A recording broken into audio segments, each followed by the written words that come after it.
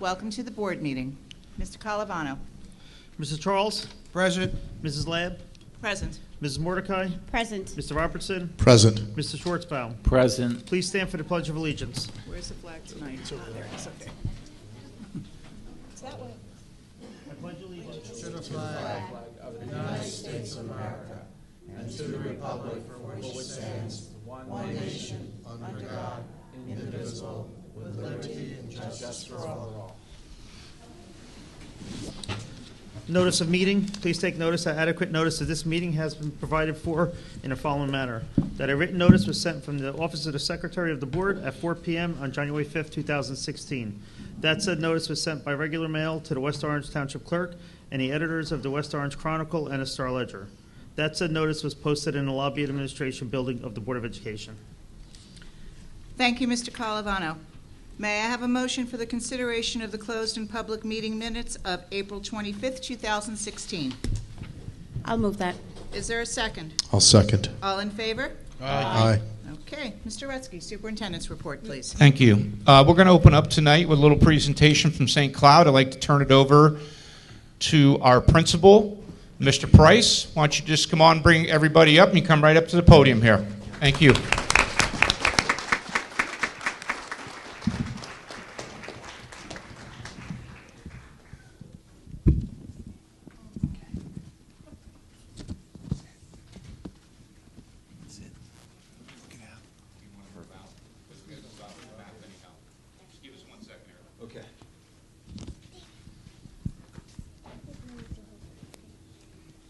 Okay. Hold on, wait, we're going to introduce you first, okay?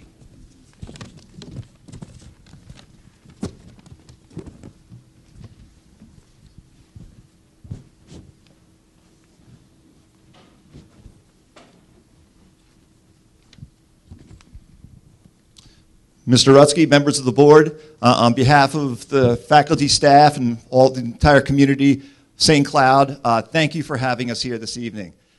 We have a great presentation.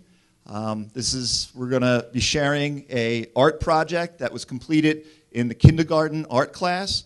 We have a wonderful reinvigorated art program under Mrs. Lori Howe, and she's done a marvelous job, not only working with the kids with the elements of style and art, but also incorporating what we're doing within the curriculum. And this project coincided with Earth Day. So the kids have a lot to share. I want to introduce Ms. Crincoli, Ms. China. These are two of our kindergarten teachers. Mrs. Slumkowski couldn't be here tonight. Her daughter was sick. And Miss Amy Danzig in the back. So without further ado, I'm going to turn it over to our friends David, Sebastian, Melat, Neharinka, Olivia, Brandon, and Ariana. Thank you, Mr. Rutsky and the Board of Education for inviting St. Cloud to your meeting tonight. In art class, we read the book The Very Hungry Caterpillar. It was a funny book about a caterpillar turning into a butterfly. Inspired by the book, in honor of Earth Day, we made caterpillars out of recycled trash. We recycled egg cartons from home for this project and put the caterpillar on a leaf so that the caterpillar had healthy food to eat. At St. Cloud, we are raising real caterpillars that we will release into nature when they turn into butterflies. We hope our art inspires everyone to recycle and take care of our earth. From all of the students at St. Cloud, we thank the board for all of their doings to help us. Thank you.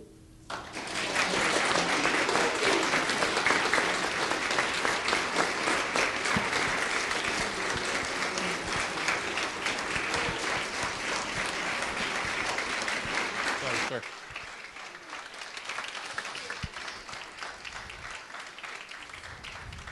Boys and girls, we just want to thank you so much for all your hard work. When are the caterpillars turning into butterflies? Yes, when? They just started turning into chrysalis every single time. They did? So how long before they get released? I don't know. Yes?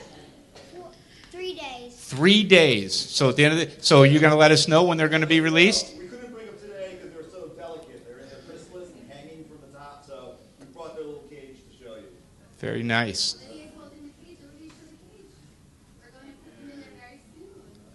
Very nice. Boys and girls, thank you very much for coming over. It was very nice. Thanks, Mr. Price. Thank you. Lauren, we're going to have Ms. Berg do the math presentation, so why don't we just set up for that? Okay. We always say around central office, if you're ever having a bad day or a rough day, go sit in a kindergarten class. It makes everything better. So it's wonderful to follow the children. They were excellent, and it's great to be following them. So begin? Okay, very good. So I'm excited to be able to be invited here to give you an overview of the elementary mathematics program.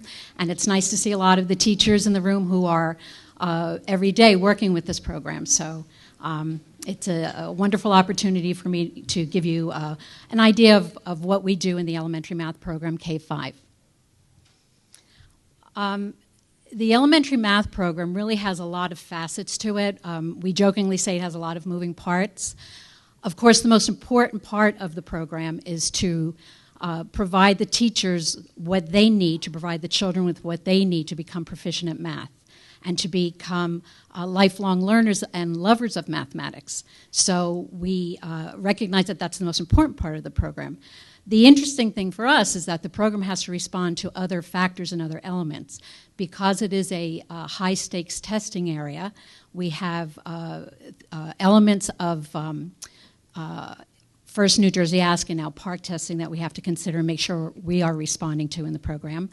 And above all of that, we have the standards that we must respond to. So I'm going to try to give you an overview of how we do all of that. So the program has to meet the demands of the New Jersey Student Learning Standards. And this is hot off the presses. This is the new name for the math standards in New Jersey. I'm going to ask your forgiveness if I switch and say Common Core State Standards, because up until about 3 days ago, that's what we called them. In the last year, Governor Christie had commissioned a study and wanted the Department of Education to take a group of people and look at the standards and evaluate them and make recommendations for changes to the Common Core. They just released their findings, and it was just accepted officially by the Department of Education, and the K-5 math standards are virtually unchanged from what the Common Core stated. There are about a dozen changes, which include no change in moving content, no change in the content in the grade levels, but there's some clarifying language that's been added to some of the standards, and so with those changes, they've renamed them. So now we refer to them as the New Jersey Student Learning Standards. These are the standards that drive the curriculum. These are the standards that we have to respond to.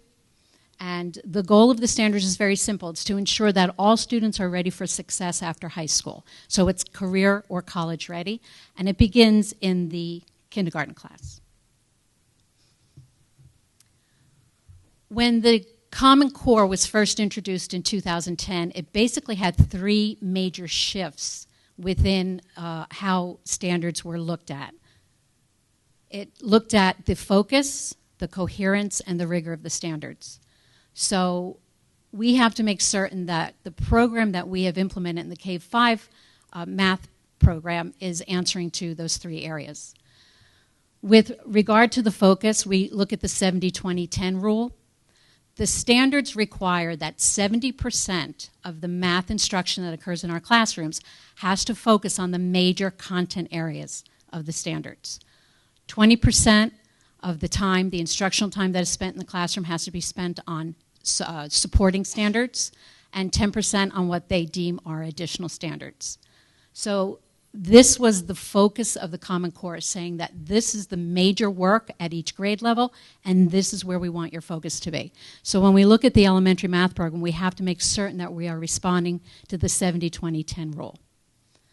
Coherence is across the grade level. The content has to be coherent, and the content has to be connected across the grade level, and then it has to be connected above and below the grade level. So there has to be vertical and horizontal articulation of the program. We use the scope and sequence and the curriculum guides that we've developed to make sure that we are meeting the needs and the requirements of focus and coherence. This middle page here is a sample of the scope and sequence pacing guide that we've prepared for each grade level. We've identified in each unit for each lesson what the major content area is, what the supporting content area is, and what the additional content area is. And they're color-coded. So in every lesson, every teacher knows what is the most important area of math I'm working on and what is supporting and additional work. I'm sorry. I wanted to show you down here, we also include the academic vocabulary that's going to be included throughout that unit. In addition to that, we have the curriculum guides that are written for K-5, and we've just gone through a complete revision of those standards, those documents as well. The third shift in the math program under Common Core State Standards is rigor. Rigor doesn't mean harder. It means conceptual understanding, it means procedural skill and fluency, and it means application of mathematics. So we have to make certain that the elementary program K-5 meets this level of rigor. We do this by implementing some of these things. We have problem solving using everyday situations in a mathematical context. We teach using productive struggle and making certain that every lesson is at a high level of cognitive demand. We use an instructional design that revisits the knowledge base because we have to make certain that we have coherence throughout the grade level. We look at lessons and activities that are engaging, and we want math to be fun for students. We want students to really embrace mathematics and become lifelong learners of mathematics. And we have distributed practice through academic games and daily activities, and that addresses the fluency aspect of the rigor.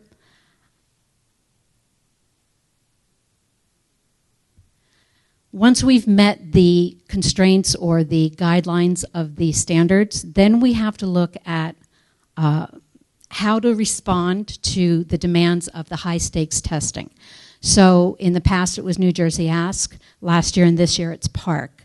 We have to make certain that the program that we are producing and that we are implementing in the classrooms is aligned so that when PARC is assessing Common Core mastery, we are lined up with the format and the function of the PARC assessment. So it takes some doing to make certain that we're responding to that.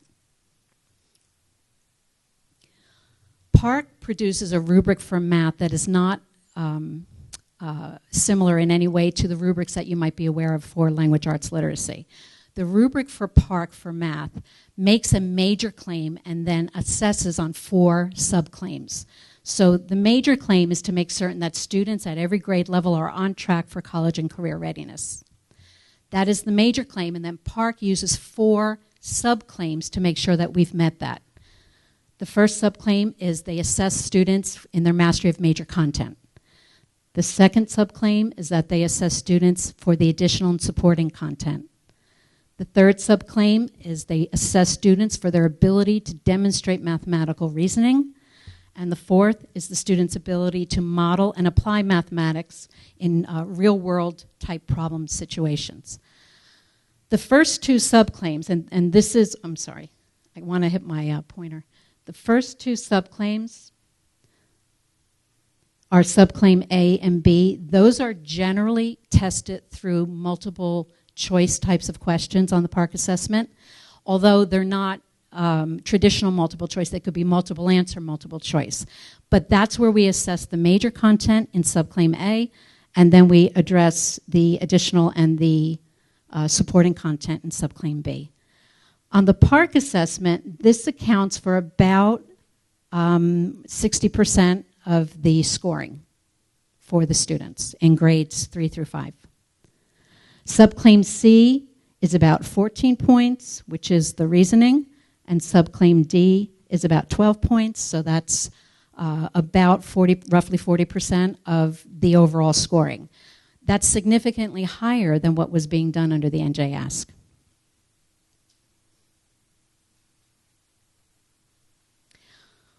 Once we've made certain that we've met the outline and the demands of the content standards, and we've met the outline and the demands of the park in terms of the subclaims, and we're making certain that we are responding to that within the instructional program, we get to the core. And so the program has to support the teacher's work to meet the instructional needs of all the students.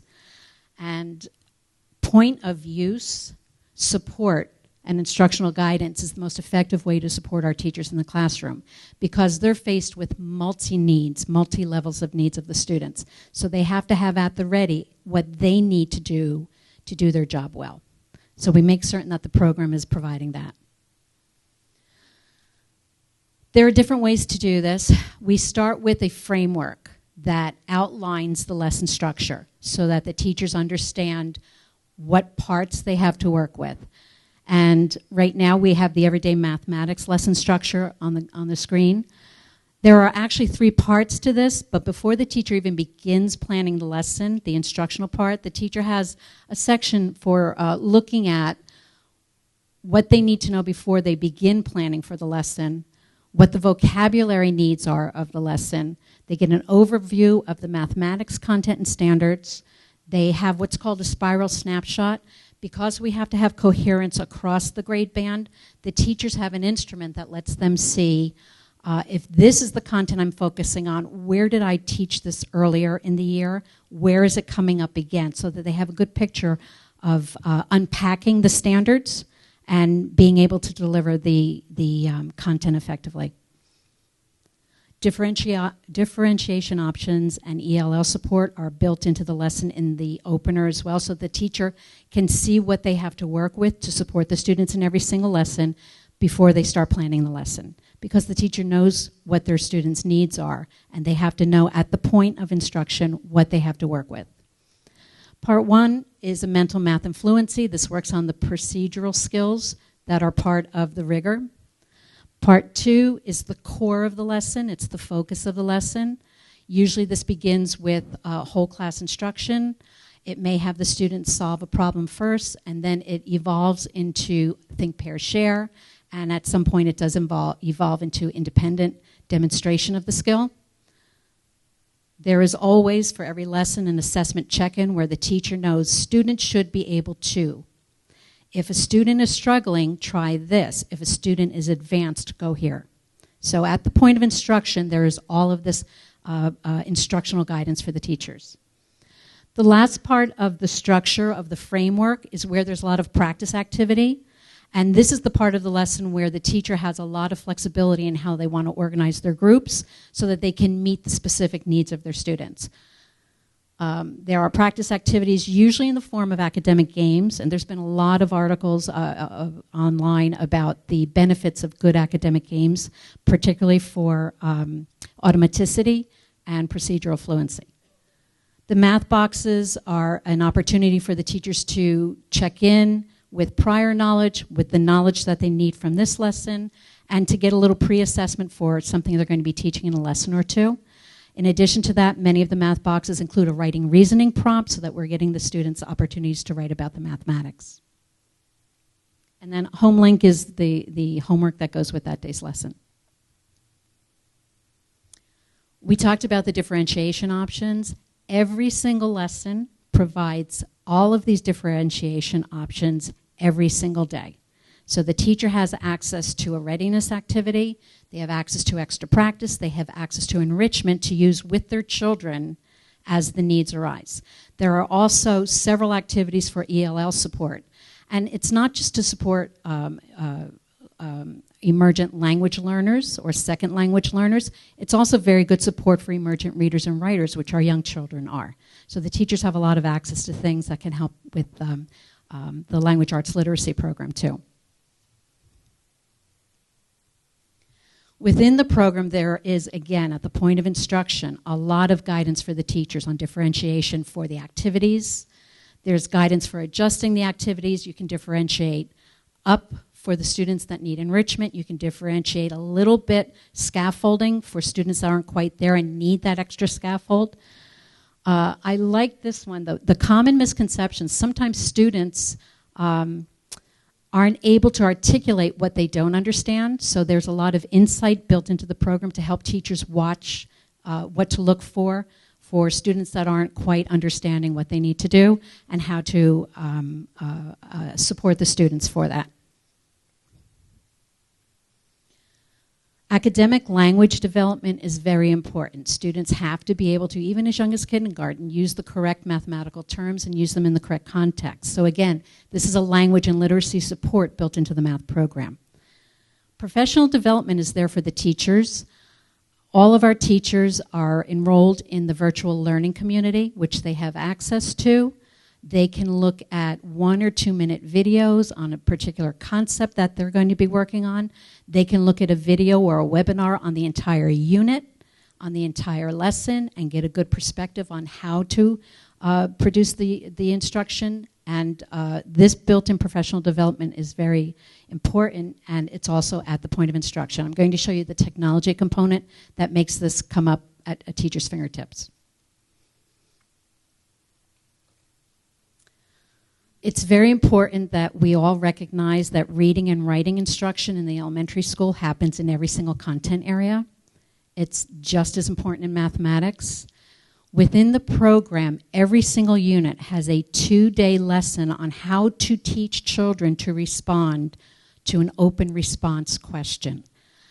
It's built in to teach them their writing and their reasoning, their analysis, and their synthesis of the content that they're learning. So it's very high level, and it responds to the rigor that is required under the standards, and it responds to the rigor that they will be assessed on, whether it's PARCC or any other high-stakes testing that wants to see the development of the rigor and the student achievement and the student growth in rigor in application of the mathematics. So the really nice thing about this is they use rubrics. There is a very strong writing reasoning component to this lesson. It's built into every lesson, but it's really focused on here for 2 days. Students are taught that they can revise their work as they're learning. There's opportunities for think, pair, share. There's opportunities for independent work. There is a rubric that students use. So they're really building on some of their language arts literacy skills within the math context.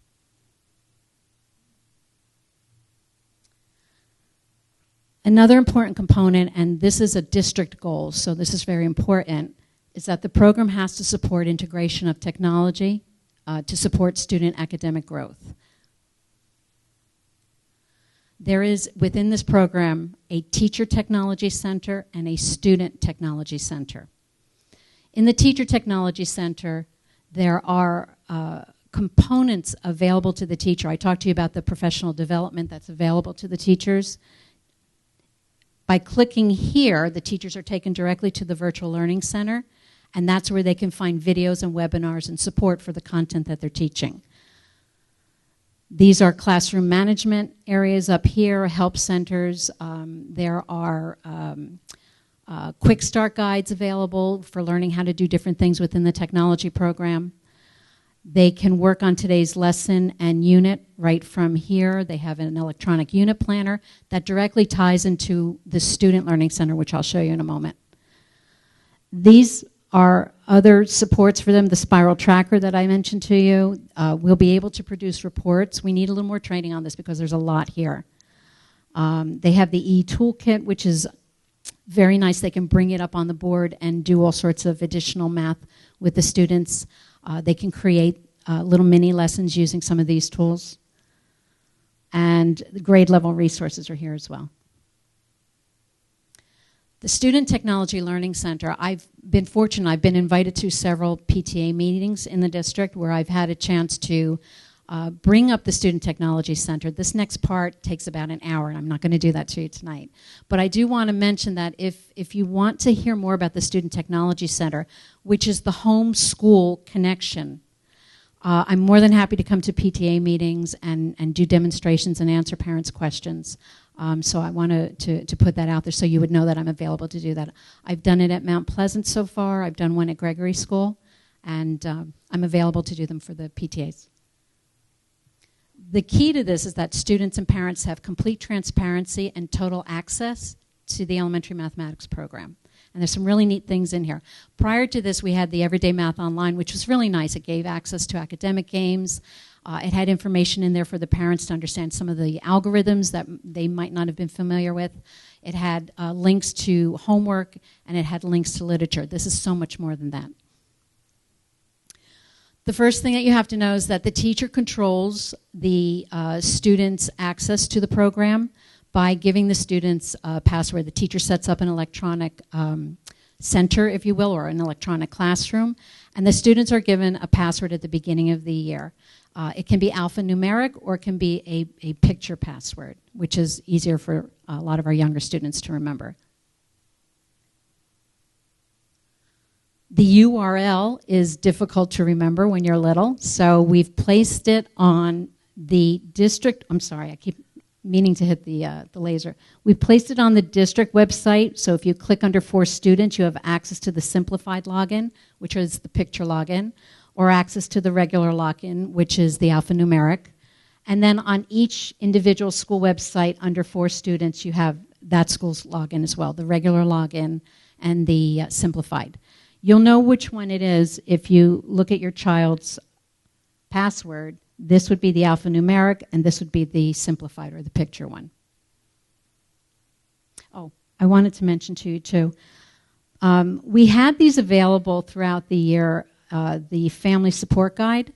This is about a 6-page guide how to use the Student Learning Center. We have it available electronically. It's been sent to the principals, to the teachers. If you didn't get it or you would like it again, just ask your your child's teacher, and you can have access to this. And it's a really easy how-to guide. I met with Faith Boyle at the West Orange Library, the Children's Library, and she was very kind. She made it available that the URLs for this program are available at the library. And I gave her a little demonstration because they often get children who come to the library who want some help with their homework. And so she's very excited about helping them with this. And she said for me to mention to parents that I think they have 3 or 4 computers in the children's library, but the computers that are outside, if a parent is with their child, they can use this URL. They can access it on those computers as well. It's just that children have to be with their parents on the other computers. Okay, so the regular login, this is designed so that when it's on the website, parents can go and look at it. So I'll just tell you very quickly. When you have a regular login, you go to this page. It looks like this. You type in your username and password, and it opens a window like this. You double-click on the book, and it gets you into the Student Center. The simplified login looks a little bit different. You end up coming to a page that has your teacher's name, and then you look for your name if you're the student. You come up with a screen that looks like this. You type in your number, your fruit, and your shape, and then it brings you to that book icon. You click on that, and you get into the Student Center. This is what the Student Center looks like for kindergarten. It's the only one that's a little bit different from 1 through 5. The center rectangle is the lesson of the day, if you will. This is directly tied to the teacher's planner, so that if I'm teaching lesson 11.3 today, when the child goes home and mom and dad say, "What did you do in math today?" I don't remember. You can bring this up and you can see parts of the lesson. You can have a discussion with your child about the math that they learned. The Student Center has My First Math Book, which is the print copy that is in the classroom.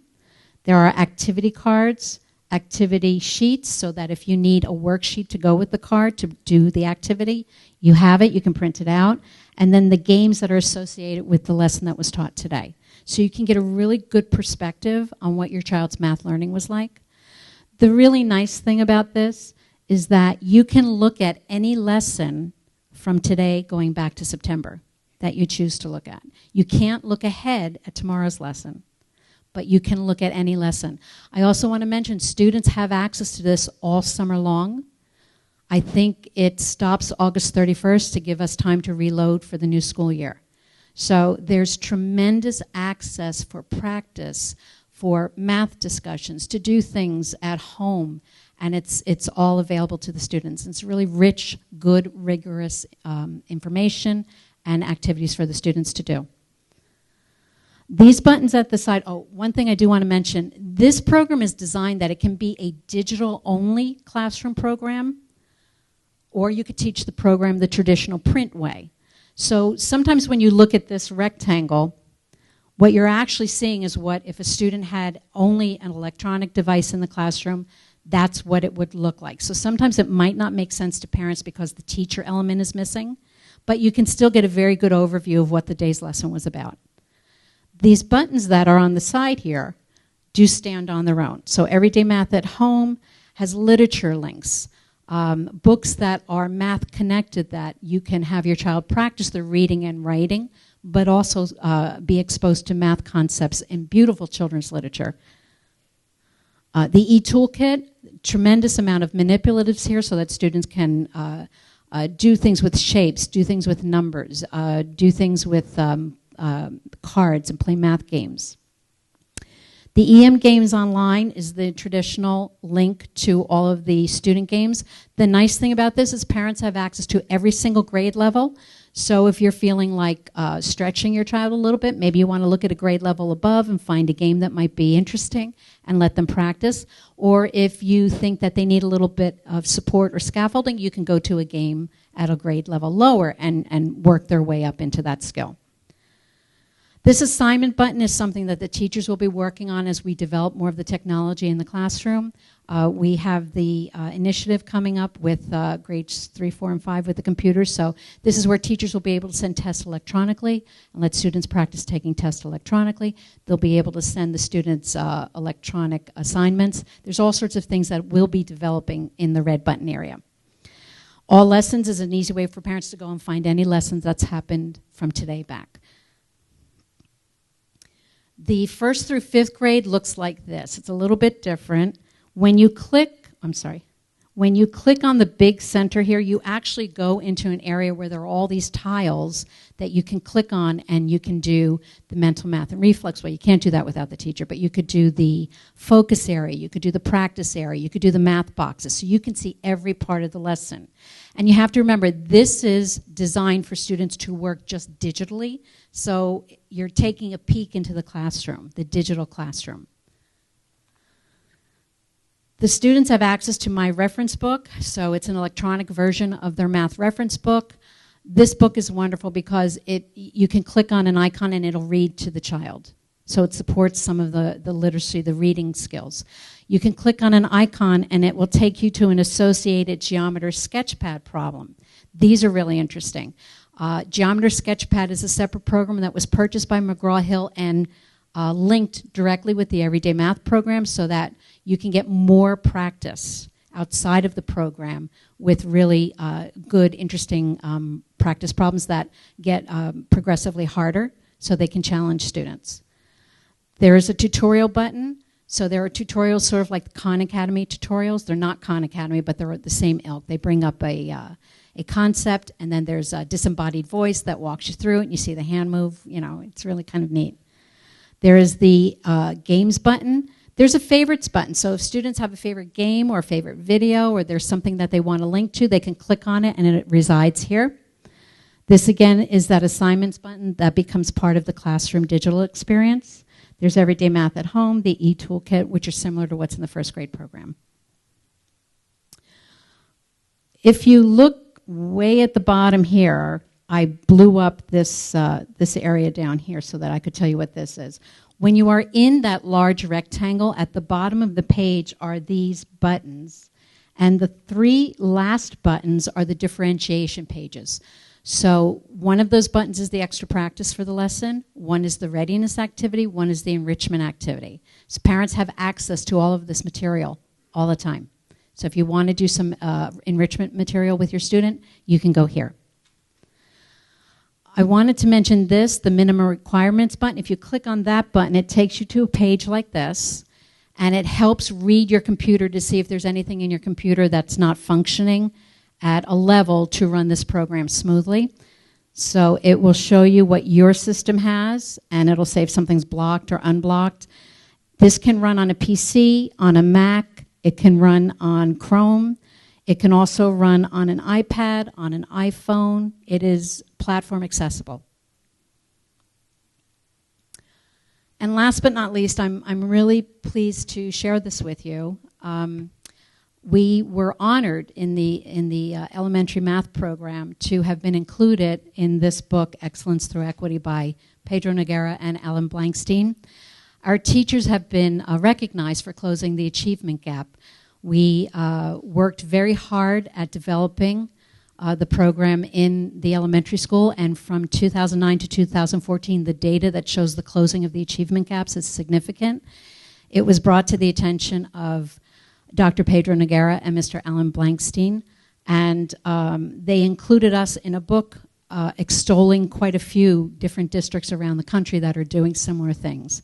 So that's a wonderful honor for West Orange to be included in this company. And what was really exciting was Archbishop Desmond Tutu was associated with this book. He wrote the foreword to the book, and I have an email that said he read all about all of the schools in the book, including West Orange, and that was really kind of a wonderful acknowledgement of the tremendous work that's going on in our classrooms in the elementary math program. So I'll close with sharing a quote from Archbishop Desmond Tutu. The authors of this book demonstrate in case after case how every student advances when learning in an equitable system. In such an environment, everyone learns and each person counts. So I thank you for your time.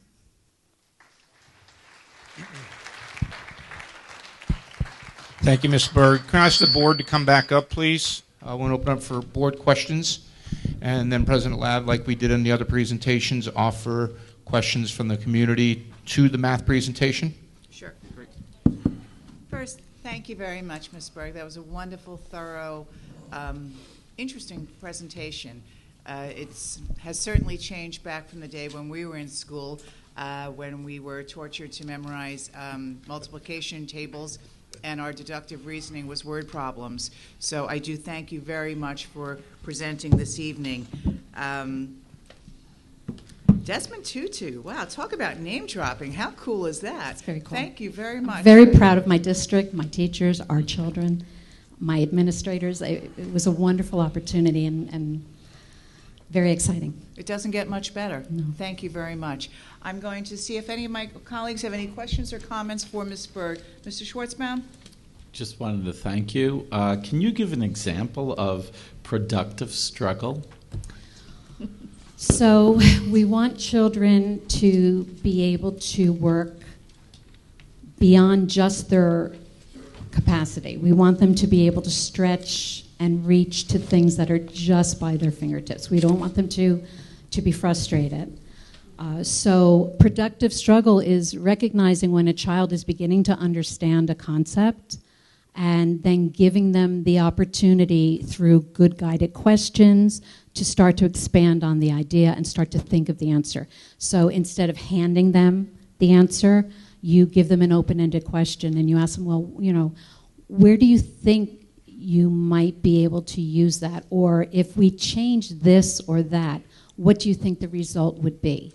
And it's having a safe environment in the classroom where they're not afraid to try and where they're willing to make mistakes and learn from their mistakes. Sometimes productive struggle presents itself when you pair children up and you offer an overarching question and then you ask them to sit with a partner and you give them 3 minutes to think, pair, share, where they have to start expressing ideas and then they have to respectfully counter someone else's ideas and then they have to try to explain their thinking.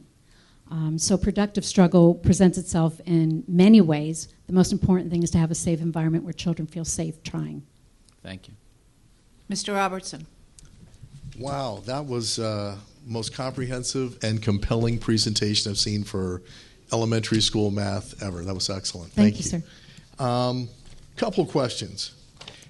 One is, as we're looking at how math is integrated with these science efforts, Are there instances where, say, simple physics, like when I was in 5th grade, we did, velocity equals distance per unit time, where physics or simple chemistry problems are integrated into it, or maybe even research where you're taking data on the growth of a plant or how a reaction went or something?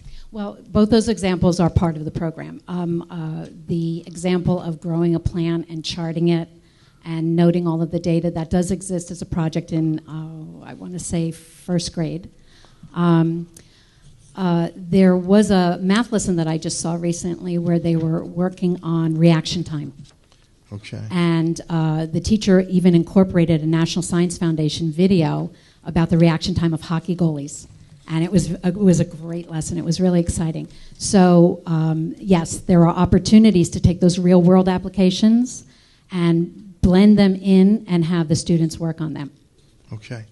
And is some of this new curriculum that's being introduced? Because first of all, I adore my daughter's teacher, but I'm not seeing some of the examples that you've talked about here integrated into the curriculum yet. So is some of this new that's coming up next year, or?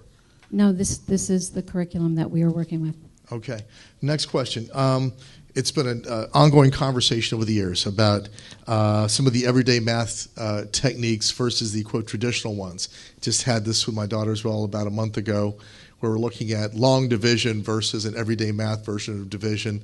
Are parents and kids still we were given an opportunity to choose, but I know that at one point it varied by teacher or by class. Are parents and kids still getting the opportunity to choose between the new method and the traditional method, depending on what works best for them? Yes, and one thing you have to be aware of is within the standards, they do say the standard algorithm must be mastered. So we do teach the standard algorithm.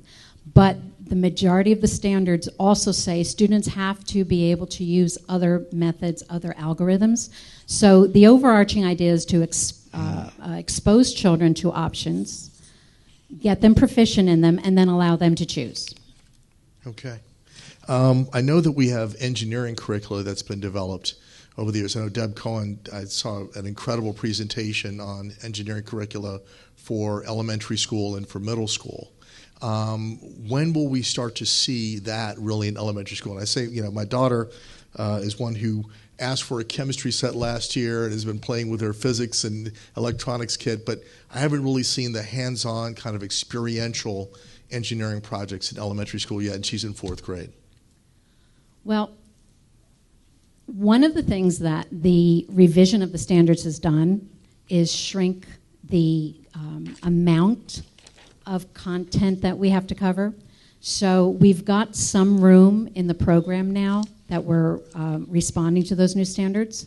And we've had conversations, very general conversations, about how to incorporate some more STEM, some science with the math. Mm-hmm. And Stephanie Soriano and I have already started discussions about sitting down and rolling up our sleeves and looking at how to fuse the natural relationship between those two content areas. Okay, excellent. Also, and I may have missed this, but for the summer assignments, so our kids don't get too rusty over the summer, will many of these tools be available in addition to having a clear assignment to challenge them over the summer? Well, we do two things. We do produce a booklet of summer practice work for incoming 5th grade, incoming 4th grade, and that's available electronically, and there are also print copies available in the principal's office. That's usually ready the last week of May, the first week of June. In addition to that, everything that I showed you about the Student Technology Center is totally available to the students right through the summer to August 31st. So they have full access to everything that you just saw up on the screen. Awesome. Thank you so much. You're very welcome. It's very exciting. It is. Ms. Mordecai. Thank you, Ms. Berg, for such a comprehensive presentation. I just had a couple of quick questions. Under the Teacher Technology Center, you mentioned that you may need more PD. Yes. Can you just explain that? Sure. So we've just put this is the 4th version of the program, and Okay. that's where a lot of the changes have come in. So we are scaffolding the training of the technology, so the teachers know how to use the e-presentation tool, and they know how to use a lot of that. The next tier is to get them to do data and recording on a daily basis, and it's to get them to learn how to develop these electronic assessments so that students in the classroom start having more practice taking an electronic assessment. So it's PD along those lines. It's like the second tier. It's the integration of the technology with the curriculum. At a higher level. Okay, great. I'm just excited to see that it's available over the summer through August. So this is great. This is great. Thank you. I just want to also mention that, I don't know if you remember, but several years ago, we had Dr. Noguera come and speak with the faculty and staff, and he's pretty inspiring and very motivational. So it's a real honor to be included in this book, and, you know, all the name dropping. It's great. It's great. Thank you for all your hard work. My pleasure. Thank you. Thank you. Mr. Charles. I have a question, just a comment. I just want to extend my congratulations to you and your staff on their hard work and dedication on the work on being included in the book. It's quite an honor. Thank you. Thank you. Thank you very much, Ms. Berg. I'm going to open it up solely to questions on the presentation at this time from Ms. Berg. If anyone has any questions, please come up to the microphone, state your name and address. You'll have 3 minutes, and Ms. Berg will respond perhaps in total at the end, or maybe one-on-one. What do you think, Mr. Rutsky? We'll see. Anybody have a question? Let's start with that. Okay, seeing none, we're going to just move right along. Thanks anyway, Ms. Berg. This is a great job. Oh, okay, Mr. Schwartzbaum, go for it. Wait a minute. Said in jest, while everyone says, it's great to have summer programs over the summer, at least I can speak for myself as a student, as my kids. School's out for the summer. Oh, but math is fun. Okay. Thank you again, Ms. Berg. Have a good night. You're more than welcome to stay for the rest of the board meeting unless you have something else to do, please. Thank you. We'll go back to the superintendent's report now. Thank you. Okay, thank you, Ms. Berg. Just 2 quick updates. The Gregory Elementary School parking lot, for those that haven't heard, we are in the stages of redesigning the parking lot and providing a cutout for the buses to go. Right now, for anybody who's a Gregory parent, you know how frustrating it is on the top of Gregory on Lowell Avenue with the buses and the parents who live up there. It's been very difficult. So we are looking at finalizing the piece. We're able to put a cutout in the front of the building and expand the parking lot, which will accommodate 71 parking spaces, which is up 17 from what we currently have. So we're very excited about that. For anyone who would like to see the plans, they're going for a courtesy review in front of the planning board on June 1st. They will be available in Gregory School as well as central office.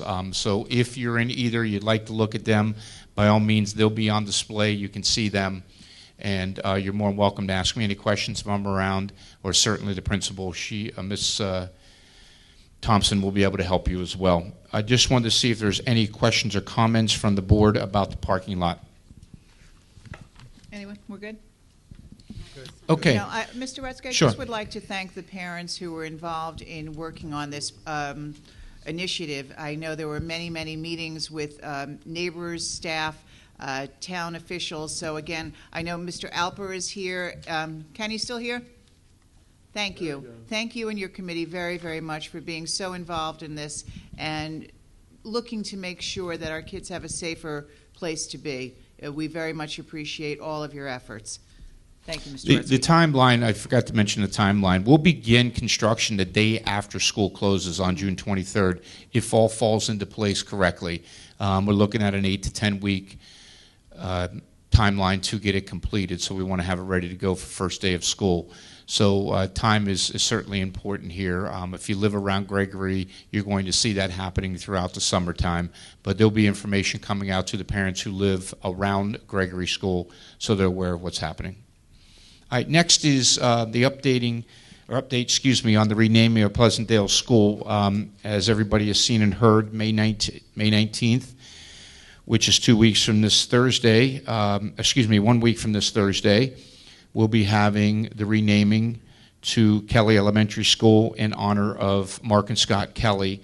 The event is an invite only because there's so many people who are coming. We're having in front of the school. There is going to be major security because of the dignitaries who are attending, everywhere from the governor with the possible opportunity of Vice President Biden, who is a real proponent for space travel. He knows about the Kelly brothers, as most do. We have been informed that we probably won't know if he's coming or not until that week, and that changes our security drastically. But I just wanted to really thank Dr. Polero and her staff. It's like a second job. There's so many details to it, and we really are very, very excited about it. All we're hoping for is a day like today as far as the weather. We plan to have it outside, and lots of news will be there, lots of media will be in touch, and we'll be streaming it live. So for those that are not able to come, we will provide you with the opportunity to see it live, and we'll be sending that out to you very shortly on how that you'll be able to access it and be able to follow the program. Any questions or comments from the board? Mr. Esky, if you just want to comment on the partnership that we are creating now with NASA and Montclair State University as it relates to this. Sure. We really are excited. Last year we had a meeting. We went to Montclair State, and they were talking to us about a partnership where our teachers would be going there and working with their professors, and their professors would be coming and working with our teachers. And again, this would be K-12. And then we would also be looking at having students go to Montclair State and do certain things, working with our kids here, but not only the piece of the staff, but more importantly, the connection with NASA and the math science STEM connection that's going to happen, and there's going to be money that's involved in this and lots of training that goes on with it. So we're very, very excited about that part, and that will begin next school year, doing lots of planning now for it, and looking at different options that we have to really streamline exactly what it is that we can do with both organizations to help the district. Thank you, Mr. Esky. Okay, I'm just going to pass out the HIB report while we fix our curtain. High tech. Got some more tape? Good, thank you. Always got lots of tape for tech.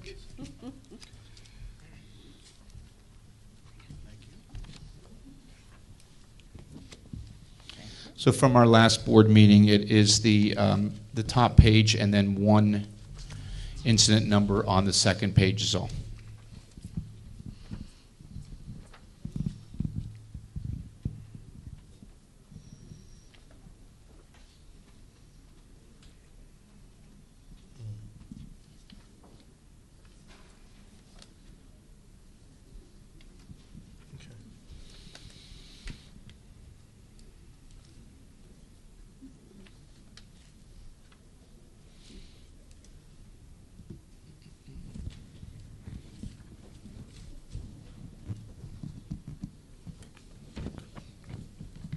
Any questions from the board members? No, thank you. No, thank you. Thank you. Okay. And lastly, just a couple of quick things.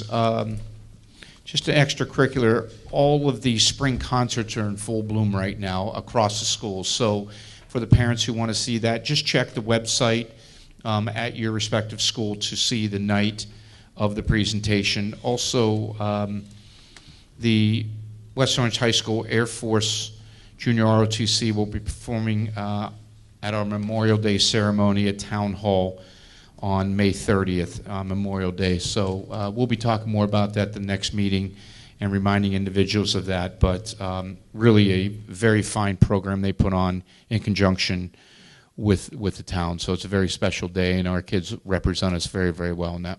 That's all I have for now. Thank you, Mr. Rutsky. At this time, are there any questions from the public on agenda items only? If so, please come to the podium, state your name and address. You'll have 3 minutes, and the board will respond in total at the end of that question period. Again, agenda items only at this time. Okay, seeing none, let's move on. May I have a motion for personnel 1 through 3 plus the addendum? I'll make a motion. Thank you. Is there a second? I'll second. Any discussion on personnel 1 through 3 plus the addendum? Yes. Ms. Mordecai?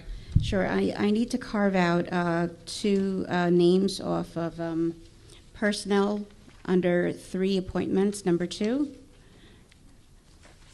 Deidre Atherton Dyson, and Charlene Davis Williams.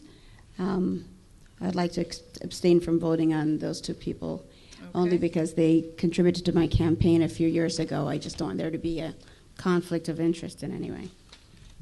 Mr. Schwartzman, did you have a comment? I'm sorry. No. No? Okay. Any other comments on personnel 1 through 3? Nope. No, thank you. It should be 1 through 4. It's 1 through 4 with Yes. With the addendum? With I the guess addendum. the 2 items are number 3, so Got Right. it. Oh, I'm sorry, you have 2 number 3s? Is that what you said to me? Actually, Thanks, it's Mr. Calavano. 1 through Need Ms. 5. Berg here for you? Just kidding. Is it- Okay, 1 through 4. Change the motion. Mr. Robertson, Isn't actually, okay, it is 1 through 4. I'm sorry, go ahead. if you could, you offered first revise your on motion. the revised motion Revise for the 1 through motion. 4 versus 1 through 3. Were you the first, or were you the second on that? Second. he was first. He was I was first. first? I'm I sorry, knew that's that. somebody else. Mr. Charles was second. That's correct. Okay. Mr. Calavano? Mr. Charles? Yes. Ms. Mordecai? Yes, except for the abstention on the 2 names I provided. Mrs. Schwartzbaum? Yes. Vice President Robertson? Yes. President Lab? Yes. May I have a motion for curriculum instruction 1 through 2 plus the addendum? So moved. Is there a second? I'll second. Mr. Calavano? Mr. Charles? Yes. Mrs. Mordecai? Yes. Mr. Schwartzbaum? Yes. Vice President Robertson? Yes. President Lab? Yes.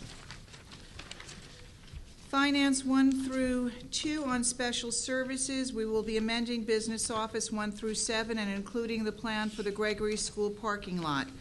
May I have a motion for 1 through 2 special services, 1 through 7 business office?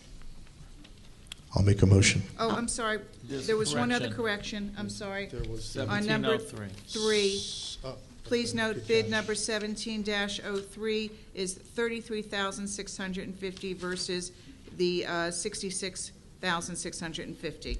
Is that correct, Mr. Calavano? Yes. Okay, thank you. Mr. Calavano, I'll be recusing myself on my reimbursement on the bill list. Any other comments from the board? I have one, Yes. Madam President.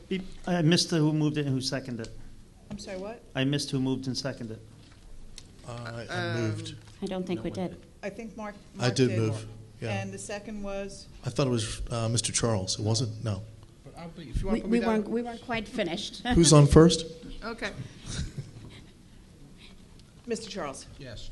Okay. Mr. Charles, you have a comment? Mr. Calavano, just the bid information is going to be posted on the website as always when we award the bids, correct? Yes. Okay. My other comment, though, I would like to thank, I understand an alumni from Pleasantdale Elementary, Catherine Leslie Rudin, has made a very generous donation to what will be Kelly Elementary School. And we'd like Very to thank her nice. for that very generous donation Very nice. towards the school. Any other comments from the board on business items? No, thank you. No, thank you. Just one comment. Go. Item Business Office 2, as far as disposing of the equipment, we should Can you speak perhaps, into the mic? yes, we should reach out to see whether other institutions would have any use of this so we could donate it. Yeah, these, we do, but these devices are in very, very bad shape, and they're not repairable. Okay. Okay. Mr. Calavano? Mr. Charles? Yes. Mrs. Mordecai? Yes. Mrs. Schwartzbaum? Yes. Vice President Robertson? Yes. President Lab? Yes. Okay, may I have a motion for D reports, item 1? I'll move that. Is there a second? I will second. Thank you. Mr. Calavano? Mr. Charles? Yes. Mrs. Mordecai? Yes. Mrs. Schwartzbaum? Yes. Vice President Robertson? Yes. President Lab? Yes. Okay, report from the board president and/or board members. I have absolutely nothing this evening. Ms. Mordecai, got anything for us tonight? Yeah, I think we have a couple things. All righty. Last week, I attended the World Language Night at the high school, which was really, really great. It was the first time we've done it in that style. Usually we have Italian night one month, French night another month, and Chinese night another month. But this time we did all the language groups together, and it was really, really good. I just can't believe how amazing our students are, how talented they are, especially the ballerinas in one portion of it. I just couldn't believe it. So it was really well attended by parents and students alike. And I believe Mr. Robertson was there as well for a little bit. And Are you kidding? And I had Mr. a ball. Schwartzbaum. The We food, had a really good time. the celebration. Yeah, the food was also very, very good. Yeah. So thank you to Sodexo for providing the food, and to all our advisors for all their hard work organizing that. Absolutely. Because every year it's 4 different events instead of one huge event. It was good. It's like United Nations. Yeah, Okay, thank you. it was. Mr. Charles, do you have anything for us this evening? I have nothing, Madam Oh, President. thank you so much, Mr. Charles. Mr. Schwartzbaum, anything on your mind tonight?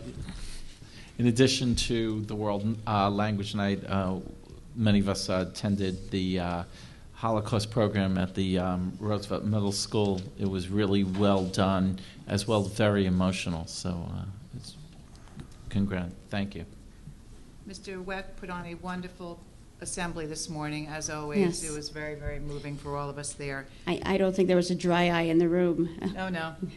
Kids asked really good questions, too. That's good. Mr. Robertson, got anything for us this evening? Yeah, one more, a couple more.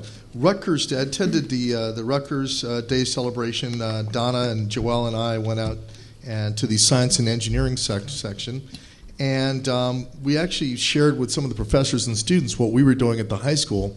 And they were like, I didn't have that at my high school, because they were doing all these hands-on experiential projects. At the same time, we found some new stuff we hadn't seen before, and I'll be passing on to you, Mr. Rutsky. There are a couple of professors that would like to connect with us to potentially partner. They were doing everything from, on the biology end, the kids were assembling models of different viruses, to on the engineering end, they were doing some of the things that we already do, plus some additional things. So they said, wow, this would be a lot of fun since you guys are already on that track. So I'll pass that information along to you. And I had a pleasure a couple weeks ago. My wife Donna and I attended the Guidance Department's College and Career Fair Night, and it was well done. The spring one, you never get quite as many people as the fall one, but it was still very well done. Lots of great colleges and universities there, and some other career representatives there. And I also want to note that the Guidance Department, 4 members of the Guidance Department volunteered their time to execute that. That was not in their hours. They gave their own time. They did a wonderful job with it. And there are some areas, I think, where we could potentially provide more support for our guidance. A couple things is, number one, a database. I don't know if there's a way. Guidance at schools doesn't normally do their own alumni databases. And if there's a way that we could provide an alumni database segmented by school and by year that allows them to reach out to use the alumni as a resource for our kids. 2 is social media. I know that they wanted to get the word out even more about that, so maybe connecting with our social media person. And then 3, one of the areas that we're trying to improve in is in our 4-year college acceptance rate. And currently, we have a freshman seminar that focuses a lot on the skills for high school and beyond. Maybe there's a way that we can weave into that a requirement that the freshman seminar kids attend the college and career night. Maybe they have to ask questions from 5 or 10 colleges and come back with the materials as part of their assignment. And that would actually also increase attendance by a couple hundred kids for each of the events and gets them in the pipeline earlier thinking about college and career. That was it. Okay, thanks a lot. Just before we go to public comment, I just wanted to make 2 very quick announcements. Liberty this past weekend had Good Man Charlie Brown, and I understand it was a phenomenal show. My next door neighbor was Snoopy, and I heard her practicing in the backyard a lot. Yay, Kaya. And coming up this week over at Roosevelt, we have Lion King. So if you can possibly make it and come out and see our kids and support the schools, I'm sure you'll have a wonderful evening. And that's it for the board report at this time. May I have a motion for the next board meeting to be held 8 p.m. on May 23rd at West Orange High School? I'll make that motion. Second. Second. All in favor? Aye. Thank you. Okay, let's move on to public comment now. If anybody has any questions or comments for the board, I'll ask that you please come up, state your name and address. You'll have 3 minutes on the clock. The board will respond in total at the end of the evening. Anybody want to come talk to us? Oh, Miss Gordon wants to come talk to us. Come on down, Miss Gordon. Come on down. Come on down. Let's see what's on your mind tonight. Rachel Gordon, 8 Meeker Street. I would like to talk a little about the implementation of the honors test this year. Even though I was on the committee and got a backstage pass, so to speak, of the process, I'm still very wary of a non-transparent program that relies so heavily on standardized honors testing. I have 2 main concerns. First, were students' current grade level teachers involved in the development of the exams, or did they at least get a chance to review it and offer feedback after the fact? For example, in regard to math, I've heard reports from several students, including A students in math, that the honors test included subjects that were not taught in class. It is one thing to have students apply their skills against especially difficult questions on topics they know. It is an entirely different thing and educationally unsound to have them answer questions on material in which they have never been exposed in the first place. This concerns me especially since these uncovered topics might be known to students with private tutors who teach beyond the school's curriculum. If that's the case, that the honors test included material not covered in class, but perhaps familiar to students with extracurricular tutors, then the selection system is fundamentally elitist, and elitist based on socioeconomics, not ability. For this reason, I reiterate my call for the release of aggregate data comparing the demographics of honors students with those of the general school population. My second concern centers on that extent to which the honors test trumps current grades and teacher recommendations. Grades don't count at all for the 5th grade students, and grades combined with teachers' recommendations only count for about 1/3 of middle school students.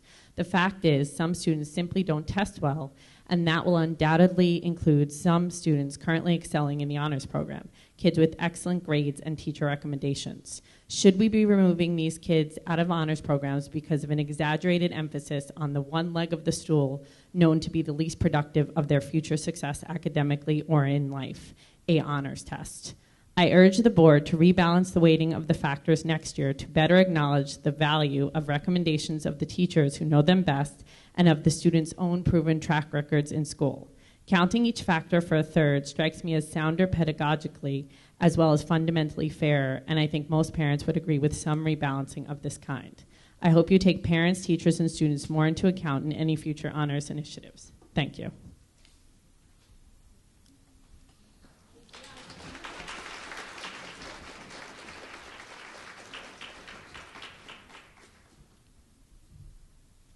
Hi. Mike Dannemiller, 10 Greenwood Ave. What she said.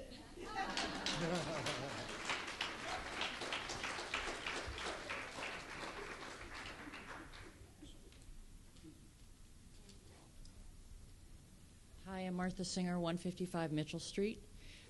There's 2 questions I have. One was I saw it, somebody had brought it up last time, which is the advertising on the school buses, and I don't know if that was ever addressed. I'd just like an explanation for it, since there's such tight control about what other people can send out in the school system. There's advertising for a water park that's an hour and a half away on many of the buses, and I'd just like to know why. If West Orange is getting money, how much, and where is that money going? And are we opening this advertising to other people? That was question number 1. Question number 2 has to do with the honors program. And I know that there's been a lot of work on this, and I haven't had a backstage pass to know what's gone on.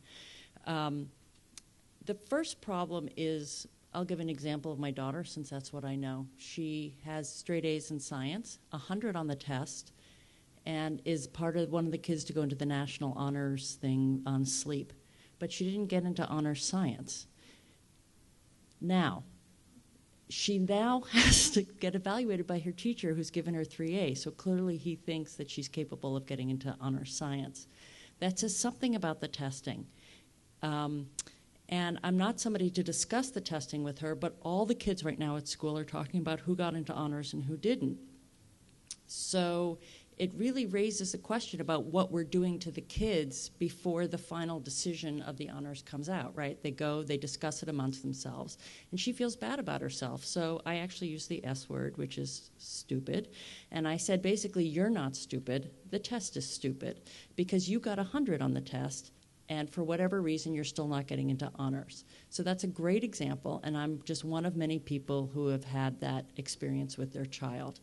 What I'd like to know is, have you compared kids who have gotten A's and B's during the year with those in the testing, and what's the correlation between those two? Have you done any study at all to figure out how scientific your testing is taking place at the school?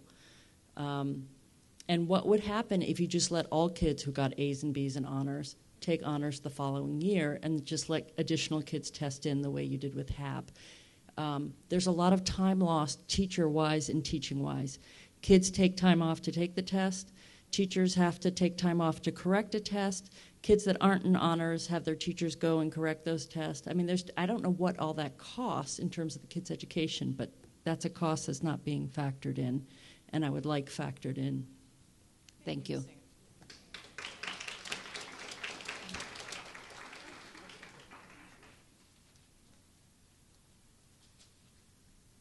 Hi, good evening. I'm Kate Perlman. Up until last Thursday, I was 1 Normandy Terrace. Now I'm 314 Walker Road. I am not going to be as articulate as these two ladies prior to me, but I similarly have a daughter that is an honor roll student who is in 3 honors classes this year, who only is in 1 next year because she didn't test well enough. She has been on honor roll. She had straight A's last year and is very motivated, very engaged. And now I'm really dealing with a situation where she is feeling very bad about herself because she didn't do well on a test. I'm a human resources director at a very large bank, and I will tell you right now that passing a test is not a predictor of how well someone is going to do in life. Someone's performance, which would be her grades, would be what is the best predictor of her future achievement.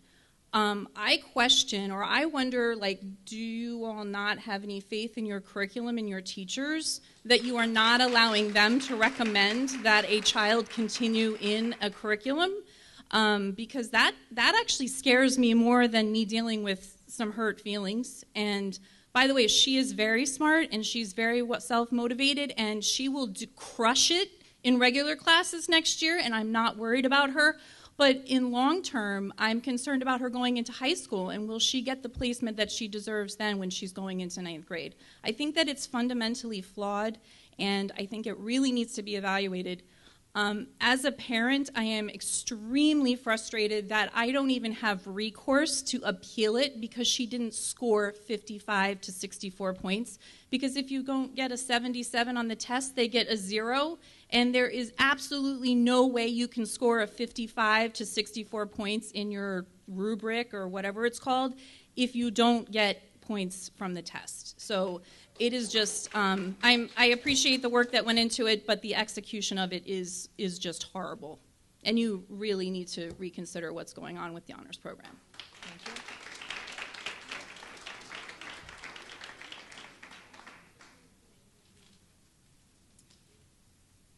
Hello, I'm Cheryl Raymond of 7 Elf Road.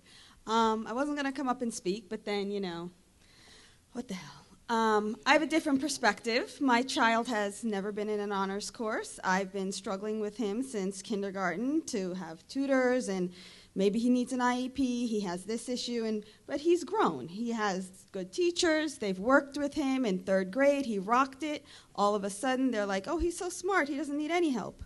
Now he's in 6th grade. He took the honors test last year because I basically made him, and he didn't make it in, and he had pretty low scores, especially with the writing, etc. He's done a lot of work this year, but what I wanted to note in particular about these honors tests is I asked him which ones he wanted to take. He was very interested in his math and science courses.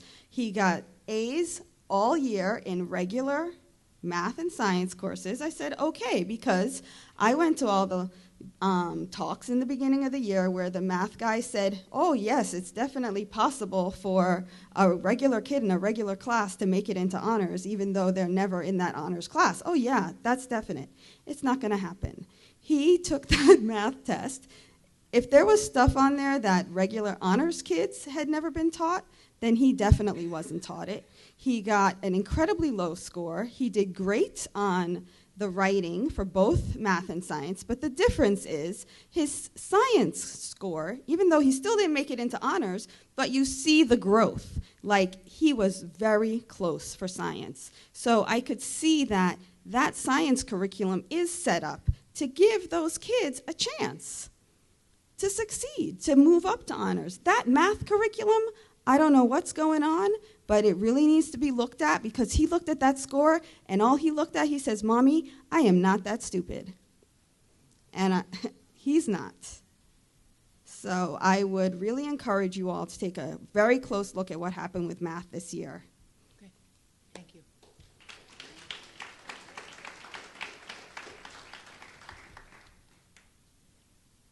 Mr. Sullivan? Yeah, hi, Bill Sullivan, 13 Oak Ridge Road.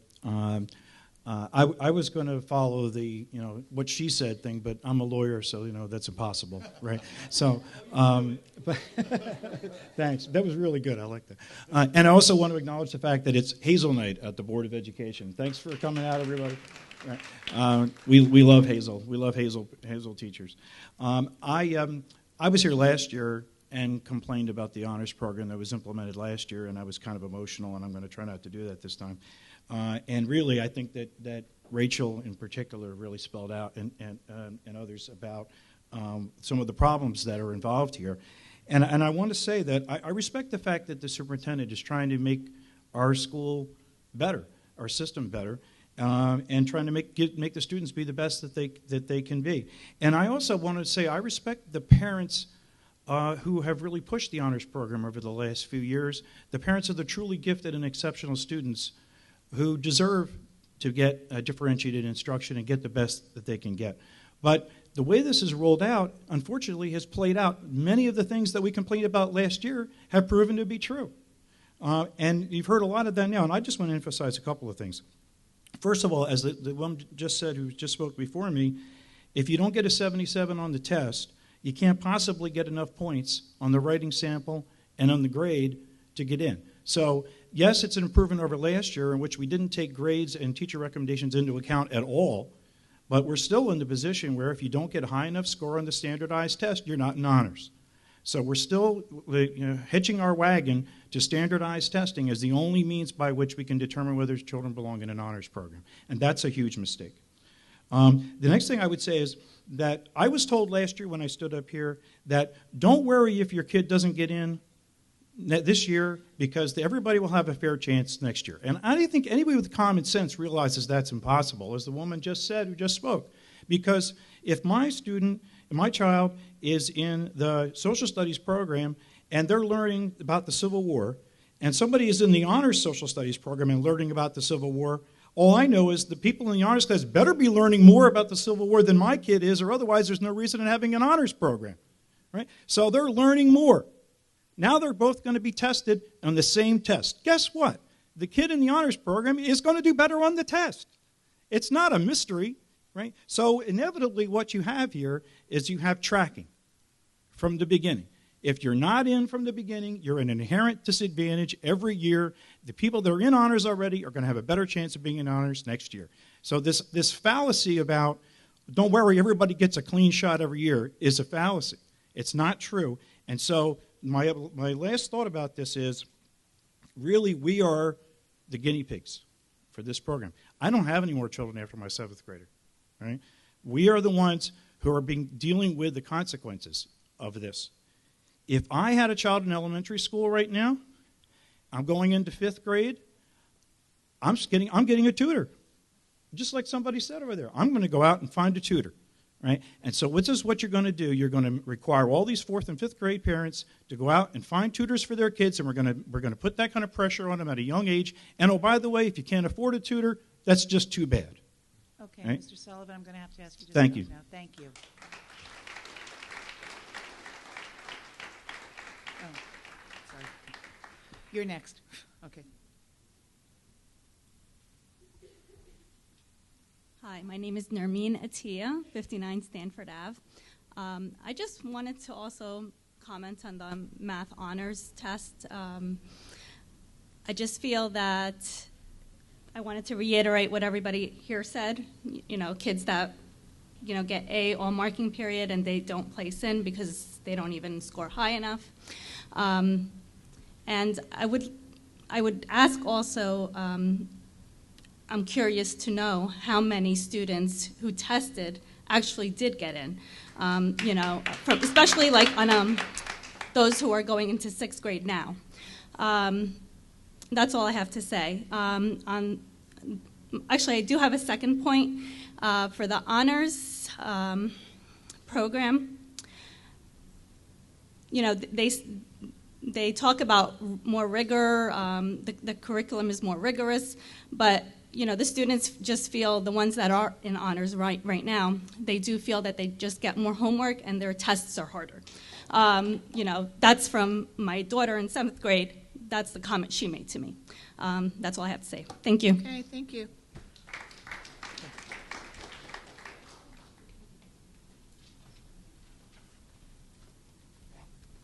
My name is Asafo Baregaber, 23 Carter Road. Everybody has been talking about math, and that's what I want to talk. I am a mathematician myself, and I work a lot of maths with my son, and he has been getting A's. For some reason, in this honors test, he did not get it, and he has been crying. And so I'm questioning whether this test is a valid measure of the ability of the students. And so I would urge the council to see those students who were in the honor roll, A, B honor roll, and those who took this test, is there a correlation between what they got in class and what they got here? If both measures are valid, then there must be a correlation between the two. If there is no correlation, either what they are getting grades in class is wrong, or this test is not valid. And I want you to see whether there is a correlation or not, because a valid and reliable measure must show some correlation. Okay, thank you.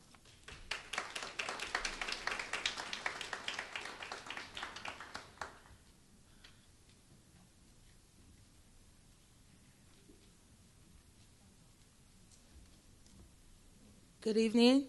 My name is Pat Clark Jeter. I'm at 524 Mount Pleasant. I want to thank all of the parents for expressing what most of us are going through.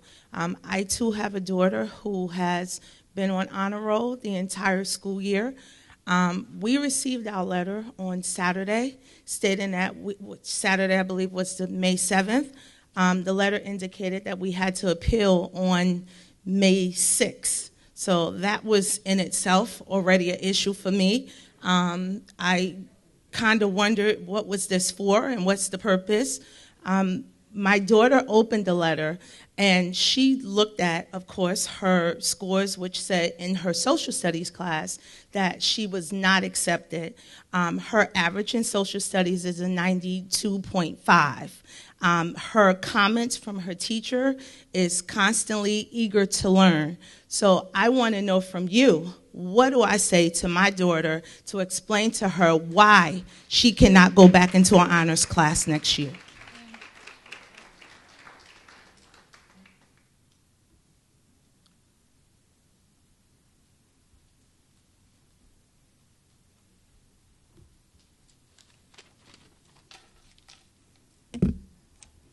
Denise D. Martinez, the K-5 English Language Arts Supervisor. I've had the pleasure to be part of the Honors Committee and can affirm the amount of time and professional dedication that went into the Honors Program. As a committee member, I was aware of the many changes that had to be put into place and was eager to be part of this important movement. Together, there were about 26 members on the committee, including teachers, supervisors, principals, and parents. Each meeting was conducted as open discussions in regards to making the tweaks to the criteria, the placement, the assessments, the communication, and so on. Being that all the members on the committee were encouraged to speak openly, many committee members debated over ideas, provided other suggestions, and openly listened to one another. Not once was there a time that a decision was made without the consensus of the group. On a different note, I have read and heard various comments regarding the district's implementation of departmentalization for the upcoming school year for grades 4 to 5. If you do not know already, I am a former teacher of Roseland, where Mr. Rutsky made necessary improvements to the district, one being the implementation of departmentalization. Although I'm currently a supervisor, I consider myself always a teacher at heart.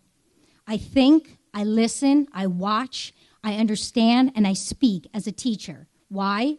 Because at the end of the day, we need to do what's best for the kids.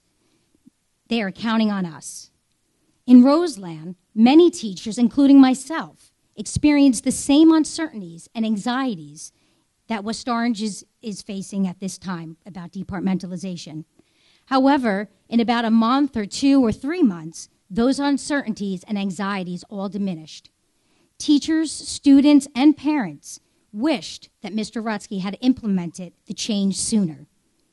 Students loved the movement and the switching of classes and enjoyed the exposure to the different learning styles and various teachers and personalities.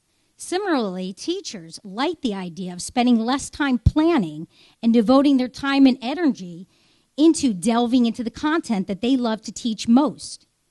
The teachers welcomed the grade level team planning. They welcomed the professional development and the continuous support that Mr. Rutsky consistently provided. For it was the direction that the Roseland teachers and parents valued most. In fact, today I still remain in contact with many of my Roseland colleagues who still departmentalize and comment on what a positive impact it has done to improve targeted instruction, student achievement, and meeting the needs of the individual students in the district. Thank you.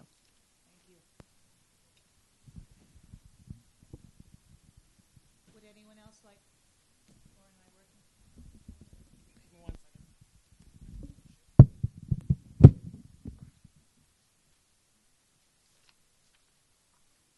Good evening. Good evening. Robin I. Serlitz, 22 Yale Terrace. In light of all that we've heard tonight, and may continue to hear, it seems pretty clear that there are indeed many problems with the implementation of the honors program. I too sat on the honors committee, and while there was consensus, if there was an idea that was brought to the table that was not part of the superintendent's vision, it did not get further discussed. This is not entirely disconnected from the powerful comments shared by so many of our respected teachers and concerned parents at the last meeting. There has been too much, too fast, without enough meaningful participation. I, too, have some questions regarding the 4th and 5th departmentalization of our core subjects proposed for implementation next school year. First, what curriculum changes will be necessary for successful transition to the district-wide departmentalization? For example, is the current everyday math program easily mixed with the science curriculum? Second, given the transitions to the next generation science standards for the district, will the adoption necessary need to be modified when this happens? This is too big a change and deserves the time for thoughtful consideration of its pedagogical merits as well as how best to implement it. Further, the knowledge and expertise of our district teachers should play a prominent role in such a decision, and they should feel free to offer their honest feedback without fear of retaliation. Let us learn from what is happening currently with the honors program and move forward learning from the missteps and miscalculations. As such, I respectfully request that the members of the Board of Ed consider suspending the plans to departmentalize grades 4 and 5 until there has been more substantive input from our teachers and, where appropriate, parents. I would also like to follow up on a request made several weeks ago that the Board of Ed meetings be made available on the website rather than only on TV 36. The Board of Ed should make every effort to ensure that these meetings are accessible to our West Orange community. Thank you.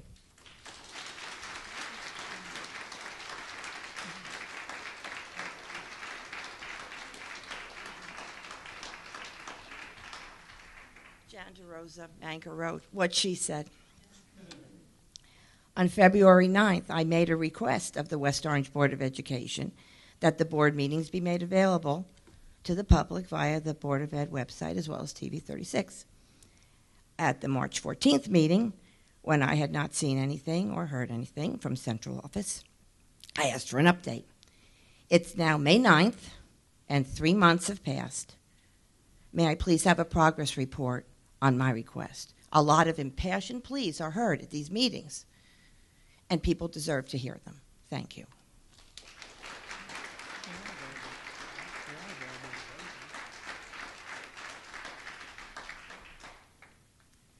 Carol Ann Holland, 71 Lawrence Avenue. I promised myself I was not going to get up and pile on, so what they said.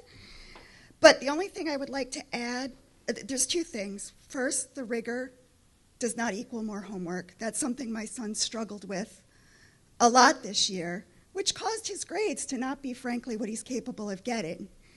Once I told him, I don't care what the district says, I'm not going to let you be in honors next year if you don't get that grade up. He worked his butt off, and he's getting a solid B, third marking period. Now he's got an A. No question in my mind that he should be in honors math. He completely bombed the test. He came home and said, Mom, there was stuff I've never learned. It's very demotivating. There's a lot of reasons why kids in middle school may not get the grades they're capable of. When you put your heart and soul into bringing your grade up and then find out I'm not going to get into the one class that I know I can do, it's very demotivating. He sat in on a couple of general ed math classes when his schedule's getting changed around. He said, Mom, I can't believe it. It's so slow. It's so boring. Please don't ever make me be in general ed math. I'm really torn about next year, frankly. I don't think that he will keep up the level of work. And he's not going to learn for high school how to do what he needs to do, because I know in gen ed math he's going to get A's easily without the extra work. Which leads me to the point that's different from what everyone else said. Your math supervisor talks about productive struggle. If we kick kids out of an honors class because they bombed one test on one day, we're not allowing them to have that productive struggle.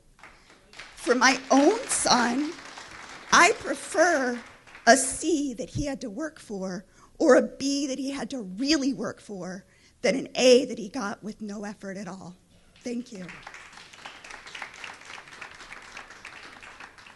Mr. Hush. I just wanted to speak quickly as a committee member on the Honors Committee. I wanted to respectfully disagree with the comment that was made a little bit earlier in regards to suggestions being brought to the committee and being dismissed. We spent a considerable amount of time, 2 to 2.5 hours, 3 to 4 meetings discussing, arguing, debating about a lot of the different ideas and ideologies that were brought before us. And in fact, many of the changes that were being made were suggestions from the committee, from actually the most vocal members of our committee, which happened to be current honors teachers. So we looked at the program that we had the year before, worked off of that as a framework, found what we looked to see was flaws, and looked to try to improve the process.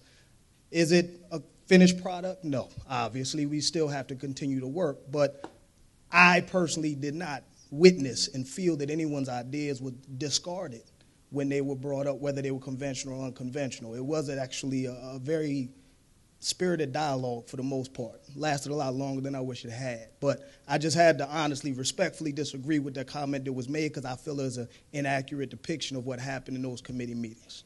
Thank you. Thank you, Mr. Hush. Mr. Fitzgerald, if you could just let this lady go first, then thank you. Narisa Swatvilas, 699 Prospect Avenue. I'm actually going to read part of a letter that my daughter wrote to her principal that she's giving him about her experience with honors. When I was taking the math placement test for honors, almost all the questions that or asked, I could not wrap my mind around. I had not learned the information that was presented in front of me, which put not only me, but other people that I know of at a disadvantage. I honestly tried my best. When the second part of the math honors placement test came, the only portion of the test that the people with an A average were required to take, I was really nervous.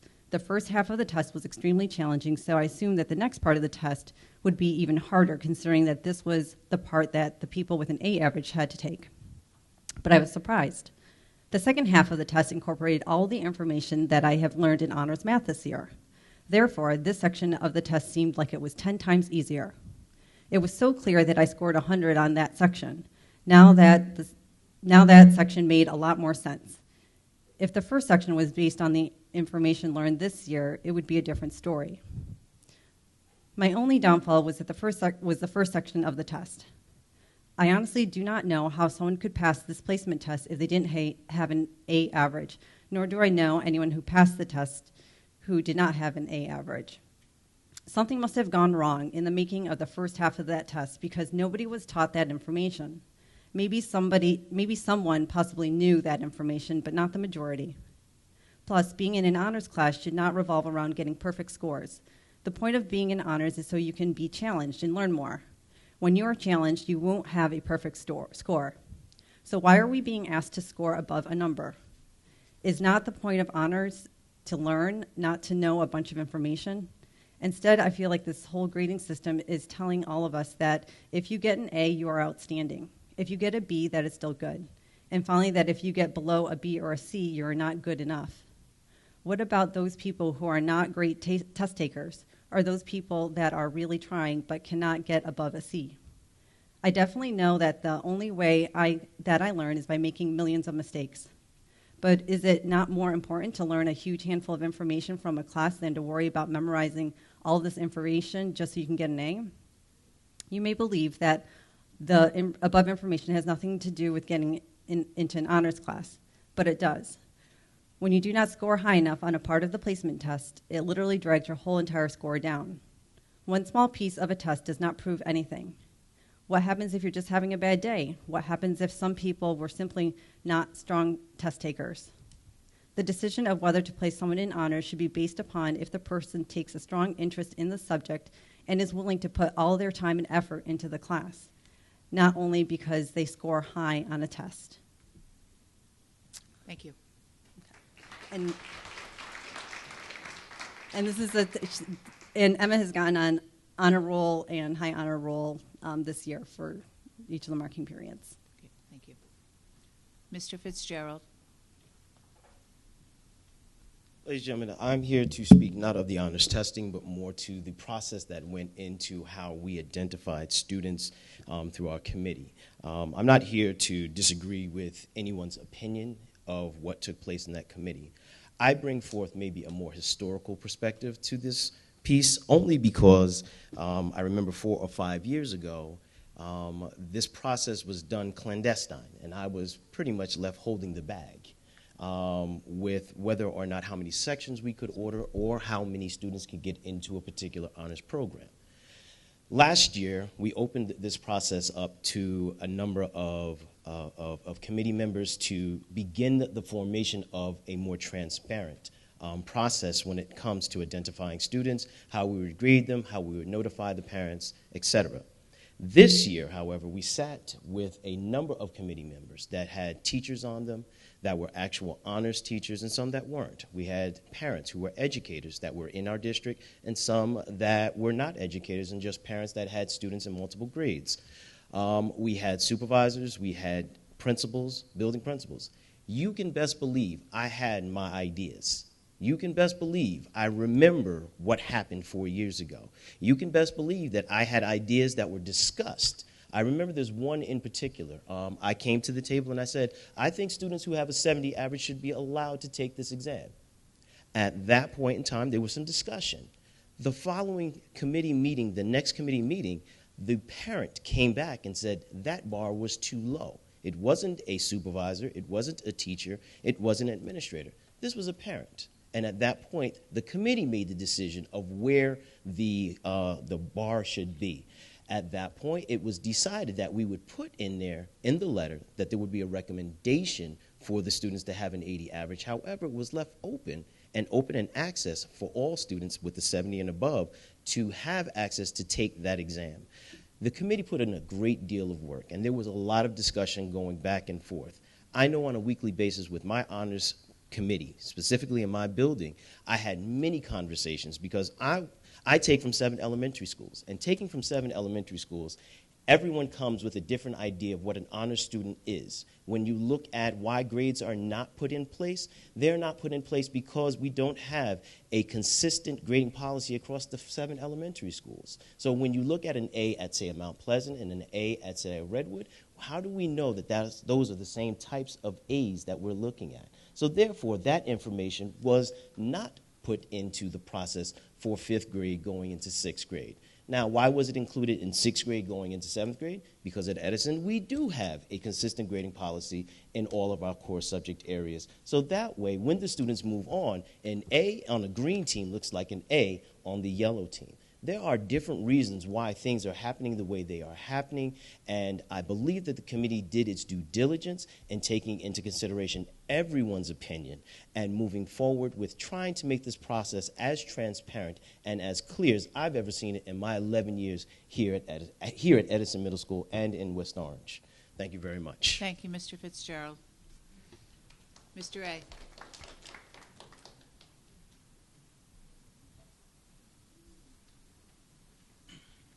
Good evening. Imad Abu Hakmi, the 612 math supervisor. I'm a parent myself, and I decided to change into education because of the challenge that I want for my own kids. And I made it a commitment that the day I stop thinking about any child in the system that I'm involved in, the way I think about my own kids, that will be the day that I will retire or resign. I understand the feeling in the room, but let's not forget, this is not a test to determine whether our students are moving from 6th grade math to 7th grade math. This is a test that is designed to identify the students that can perform at the next level and beyond the grade level. And for some of the questions that were asked, if I want to answer all of them, that will be a very long night for all of us. I'm going to focus on the math test. The 2 parts of the test. The second part is a writing which requires understanding the basic 4 operations of math and being able to explain the process of thought and how you solve the problem.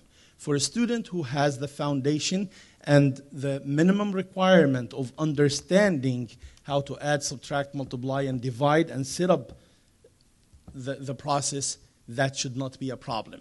The first part, which is the multiple choice and the open-ended, is challenging, and it's designed to identify the students that can move to the next level.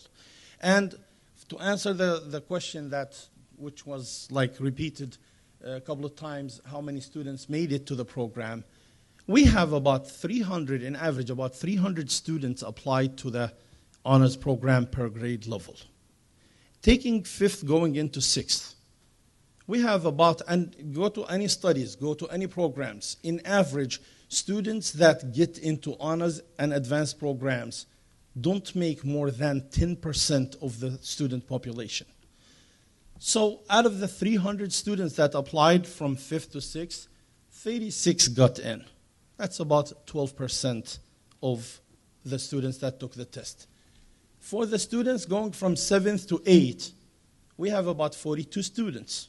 Again, the number is close to 300 that took the test, maybe a little bit less than 300, and that is in the neighborhood of 15%. And the same thing for 4th grade, for 8th grade, 7th going into 8th grade, we have 48 students that made it out of 286 students. So the numbers are reasonable. Is this what we want? Do we want more students? Of course we want more students. And we are looking into the test and looking into the criteria. And we had the discussion. And we met at least 5 times for more than 2.5 hours discussing ways to improve the process. And this is ongoing process that is not going to be finished in 1 or 2 days or 1 year or 2 years. And the curriculum is in place, and the students are moving from one grade level to another fairly well. But if you want to identify the students, like I said at the very beginning, target, if we have at the end of the year, we have 25 to 30 students are able to take one course beyond BC Calculus in math, which is unheard of in too many schools nationwide, I think that is a success for our district. Is everybody going to be able to take a course or 2 beyond BC Calculus, which 2 semesters in college? My oldest son went to Bergen Academies in Hackensack, and he was one exactly out of 15 students that took a course beyond BC Calculus in that school that has 340 kids that are picked from the district, from 64 districts in Bergen County, where they take 1 or 2 students from each county. And all those students have perfect scores and NJ Ask, A's and B's and good writers, and not too many of them were able to take that.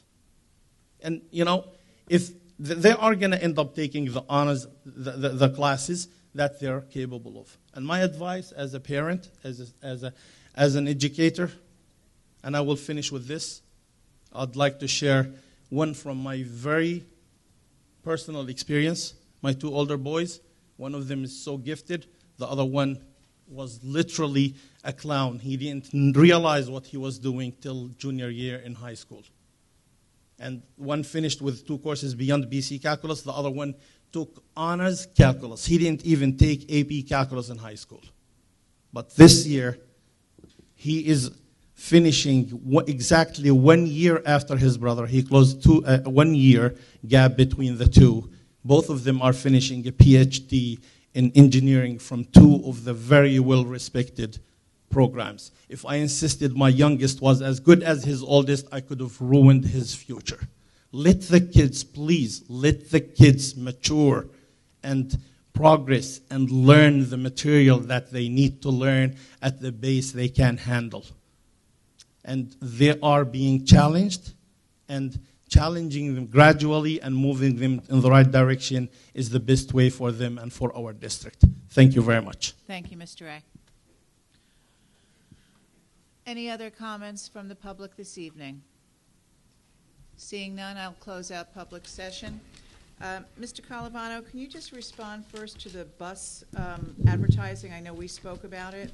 Actually, you sent me a picture of the bus, so I have a meeting scheduled with Hunterdon County Ed Services so we can review the whole process, because they should be notifying us when this occurs, and we've received no notification. We have not received any funds, so hopefully by the next meeting I'll have a better response for all of us on where we stand with this advertising under school buses. Okay, and it is my understanding that there are state guidelines as to what is appropriate, what is not, and then the district has the entitlement to kind of add on to that. I know at the get-go, no political advertising. We can't put Marlboro or Dewar's or something on our buses, so it has to be age appropriate. But, again, a water park being advertised 2 hours away may not be in our best interest. So I look forward to your report from Hunterdon. Essex. The Hunterdon County Ed Services, and Thank that's you. correct. And in addition to having a proper advertisement, you also have to notify the Commissioner of Ed that you're actually doing Yep. this. So Right. I want to see if that was all done. Thank you. And then send us the money. There's a percentage that we are entitled to, so I'll be looking forward to a back check. Mr. Rutsky, before we get on to the issue of the evening, the YouTube video that Mr. Rosa had spoken of, I know we do have those available at some point.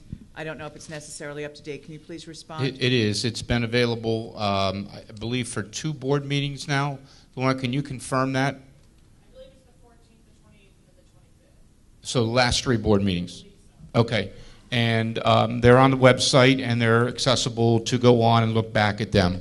So they've been available now. I believe it's at least 2 meetings they've been available. Thank you. Okay, Mr. Retzky, I'm going to ask you to please Yep, respond. and I'll just kind of take this in order of everybody who came up. I think that the administrators who came up said some things that were very interesting and kind of said what I would probably say, but part of it is out of the 26 individuals, I can tell you that all but 2 individuals who spoke tonight, of those 26, felt it was very open, was certainly, and I was talking to a parent coming in tonight that said, no, my voice was clearly open. And let's not confuse being part of the superintendent's vision of whether or not it was discussed. Everything was able to be discussed. Anybody who had the opportunity or had a feeling about something had the chance to say, I'd like to talk about this, and we did. Where the superintendent has to make a decision, or any supervisor in general, is where there's not consensus, and this doesn't have to do with honors, this happens to do with any kind of committee. That when there's not consensus, we go away and we look at all the data, we look at all the facts that go behind it, and then a decision has to be made. And unfortunately, whether that's popular or unpopular, that's part of the role. And my biggest role was note-taking, moving the meeting along, setting the agenda and making sure we got through the agenda, and then providing what we discussed and what we accomplished in that meeting for preparation to the next meeting and what we needed to get accomplished the next meeting. And so, yes, there was opportunity for me to say, okay, based on us now having a consensus, this is the direction we'll go with this. There were few and far between because the committee was so good and the input was so good. And the most important individuals who spoke the loudest were the current honors teachers. And they were very clear that there are currently kids in the classes right now who are not honors students. And I know it's hard. I know it's very hard as a parent when your child doesn't get into something and they're so very disappointed about that. But that's life, unfortunately. And I know it's hard at 10, 11, 12, 13 years old. I understand. I understand. But that's where we all come together and we help. That's where our guidance counselors and our teachers and you, and we all encourage. And it's something that Mr. Hush mentioned something about, are we there yet? No, you're never there. It's never done. We need to continue every year with that committee and having new voices and looking at it differently and understanding what we did this year. Great, it's better than what it was last year, but we're not there yet. A parent in one of my meetings suggested that we should consider a student who is honors that gets an A versus a student who is not in honors and gets an A, and the weight to that. And at the time I said, thank you for the suggestion, because obviously I hadn't had time to think about it, but she's absolutely right. It doesn't mean, and there was a comment about the curriculum. You have to understand the curriculums are identical. We are required to cover no longer the Common Core standards, but that's what we have to cover. Kids must master the standards. And then the honors, and Ms. Holland, you brought up a really good point about rigor doesn't mean more work, more homework. Totally agree with you. And so do the 3 principals in the middle school and the 7 elementary principals. So that's something we've been working on now. We've been working on it all year to say, what are we doing? Sitting down with the teachers and getting the input from the teachers and listening to them about what is it that we need to tweak as far as what we would require kids to do next year that we didn't do this year. So that's all feedback that we receive from the teachers and the principals to try and make it so people's weekends are not spent doing 6 hours of homework because they're in an honors course. Or God forbid they're in 3 or 4 honors courses, which Mr. Fitzgerald and I met with a couple of parents who had that situation. And we shared with them the work we've been doing all year to make it better for next year. And they were very appreciative. And they were very critical, and they were allowed to be critical. And then we talk through the process of what we've done with the teachers and the administrators to make it better for next year. I heard several parents saying that their kids are really disappointed and they're feeling low and they're really struggling with not getting into the course. The thing you have to remember, and while there's processes put in place and we can agree, or we can disagree, or we can just agree to disagree with what's in place, is that next year when your child's in a class, and they may not be in the honors course, that the teachers go to the principals and say, Jeff is clearly should not be in this class. He or she should be in the honors course. And the principal takes them and puts them into the honors course. Why? Because that's where the child belongs. And that's what they do.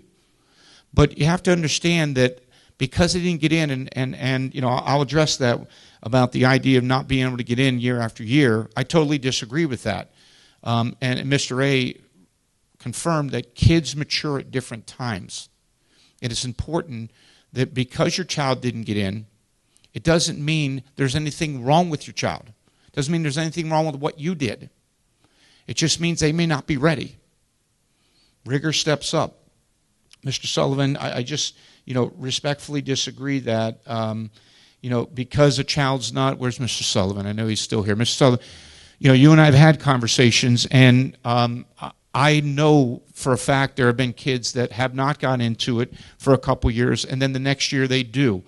Why? Because they hit their level, they hit their stride, and they're ready to learn in a different way. And some kids aren't ready for that level yet.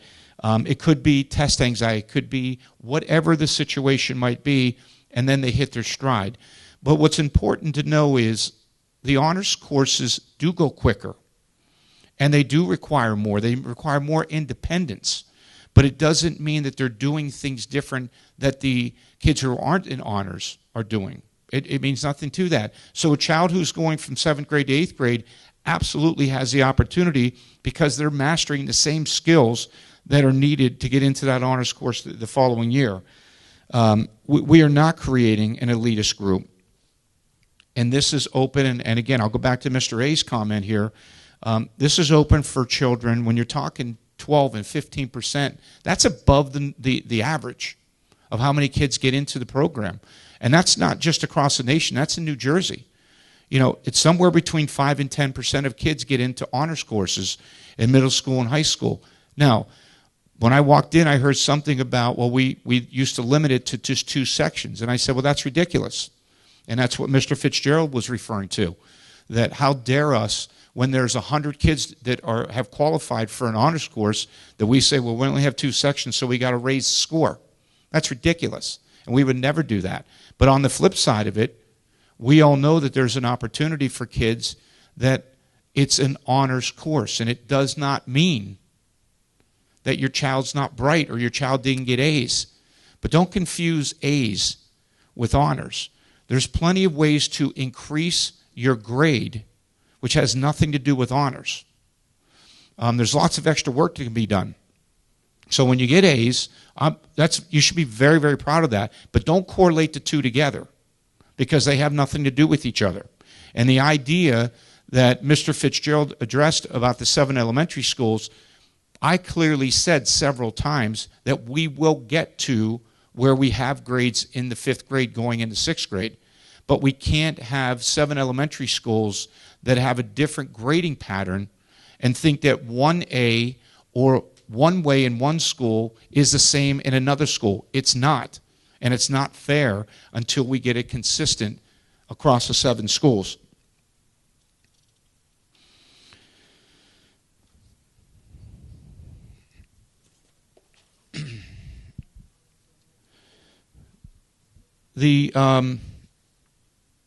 I'll come back to Ms. DeMartinez's comments. Let me just address the curriculum preparation and the teacher involvement. The departmentalization, I'll talk about departmentalization in a minute, but I want to address, it was brought up about the curriculum changes based on things like departmentalization. And yes, the teachers have been meeting. There's 2 supervisors in particular that really need to make sure this happens, and it's science and social studies. So there's a group of elementary teachers that are meeting and working with both of those supervisors in preparation for the change to departmentalization. Because what's important is the integration of science and math, or language arts and social studies, and then writing and reading across all of those subjects. So yes, the next-gen science standards, we've already been working on the major concepts that have to be infused into the elementary school that will align with the everyday math and can be infused with the everyday math program, and vice versa.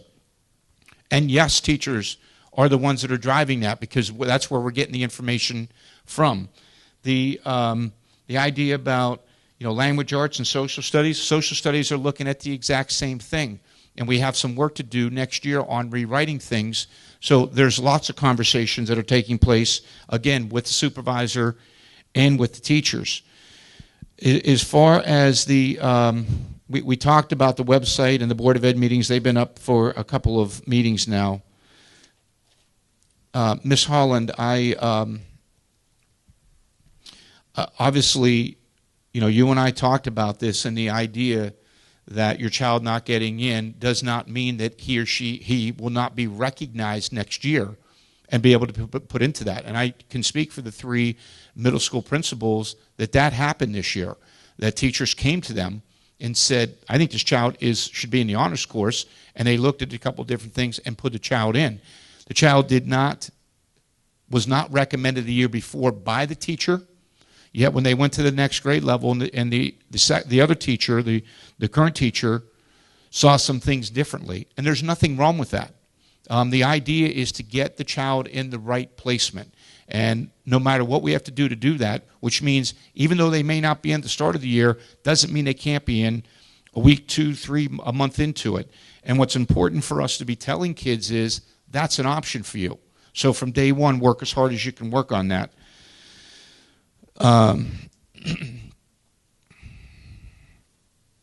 The grading system, we talked a little bit about, that was one of the conversations that we had with the students who are currently in honors. And if they're scoring really well, do we really need them to take the placement test? And the answer the group came up with, no. So students who scored a 90 or higher in the current honors course, they clearly demonstrated to the committee, the committee felt strongly about, okay, we need to make sure they do the writing sample, which they did. So the idea is important to recognize that we do recognize kids that are performing in the classroom with their grades. I just wanted to ask the one mother who got the letter that had May 6th on that. What school was that from? Liberty. Well, we're not doing any question and answer right now. I just want to make sure, because I'm going to address that tomorrow. I'm sorry that happened to you. That definitely should not have happened to you. As far as the piece of departmentalization, and Ms. Martinez came up and spoke very passionately about it, and she does speak from her heart. She clearly speaks from her heart as a teacher. And the idea behind it is we've had multiple meetings. We started over almost 2 years ago with these discussions. And we had 3 major meetings, all invited, all elementary teachers invited to 2 of them. They had one themselves, where they just wanted to discuss concerns or questions. So out of those first 2 meetings that every teacher was welcome to come, listen to departmentalization and provide input, and then go back and talk to their principals about it, and then have their own opportunity to talk with nobody there. And then 2 teachers came and shared that information with myself and one of the principals to see if we really kind of had everything covered based on their questions and concerns. And the nice thing is that we did have everything covered. So there's been plenty of input from the teachers on departmentalization. There's been some accusations out there that they're not part of it. That's a flat-out lie, that they haven't been part of it.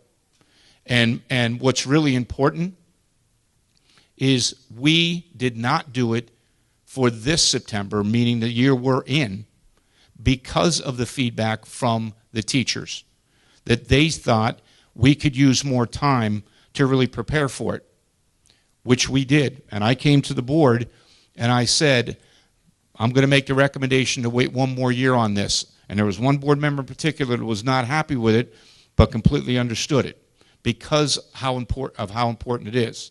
So the reason we didn't do it in September is because I was listening myself when I'm talking it's the administrators were listening to what the teachers are saying, and we felt very strongly that we needed to wait one more year, which we did. I just want to just discuss a couple other things before we get off of what we were just talking about. I had a very nice, very helpful, informative meeting with Mr. Maniscalco last week. And he and I were very honest with each other, had some good, brutally honest conversations, and both agreed that I certainly want to listen to the teachers and understand what's going on. My understanding from that meeting is he has gone out and asked for feedback, which I asked of him, to please talk to me about what is overwhelming, consuming all of the teachers' time, K through 12. Because the only way that I can go ahead and provide any relief is to know exactly what we're spending our time on. And is it productive time or not? One of the things that I decided months ago, and again, this was some discussions from the DEAC committee, was that we are required to have one SGO for every teacher who does not have an SGP. Now, the SGP are those tested areas, and they get a score based on how well the kids do. All the other teachers are recommended from the state that they have 2 SGOs. They're required to have one.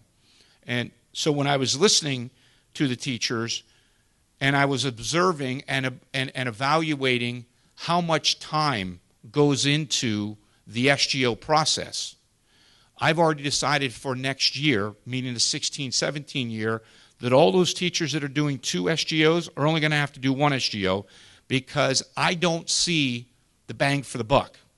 I don't see it at all by doing the SGOs. And I've spoken to many, and I'll go as far as 100 teachers asking them their opinion. And the majority of them say the exact same thing that I have been observing. So there are ways that I can try to lighten the load. And then there are things that we can't change, either because they're that important and have to be done well, or that the state requires them to be done. For instance, there has been a lot of conversation about lesson planning and the waste of lesson planning. And I will tell you that this is not something that I just decided myself that this is what we're going to do. For those that aren't aware, when I walked in here my first year and found out about halfway through the year that the elementary schools did not even have a lesson plan format. Now, the 6 through 12 did, and they were doing lesson plans, but the elementary was not. In fact, there were 2 buildings that actually didn't require lesson plans, and I was shocked. So those that don't know, it's a requirement from DOE, New Jersey Department of Ed. There's a process called CUSAC, and they come in and they look at lesson plans. We didn't even have a format for our elementaries. So I immediately pulled together a committee of teachers and building administrators and started talking about what is it we need to put together. In doing so, we are not doing anything different than the majority of districts in New Jersey. We have behavioral objectives, we have activities, assessments, modifications, and one other that's not coming to my mind right now. That's as standard as it gets. What is also important to note is that we, in the secondary, we are really trying to have people utilize Google Classroom. In the on-course program, which is our lesson plan program, there's a section that they have to document what the homework is. So when the teachers were saying to the principals, we're doing double work because we're doing it in Google Classroom, and the parents and kids know to go on my Google Classroom site to find the homework. Now I have to go and put it on OnCourse. As soon as I found that out, I sent an email out saying, you do not need to do that. What you need to post on OnCourse is please go to my Google site, my Google App site, Google Classroom site. So that was for every 6 through 12 teacher. They did not have to go and do the homework piece of it. When we also thought about, we had conversations at elementary because this was really new for them. The electronic piece was newer than for the secondary. And so the feedback from the teachers was, because we teach multiple multiple subjects, this is much harder. Absolutely makes sense. So we stopped with the needing teachers to upload attachments. The only attachments that were needed to be uploaded into OnCourse were when they were being observed, which means 2 times per year.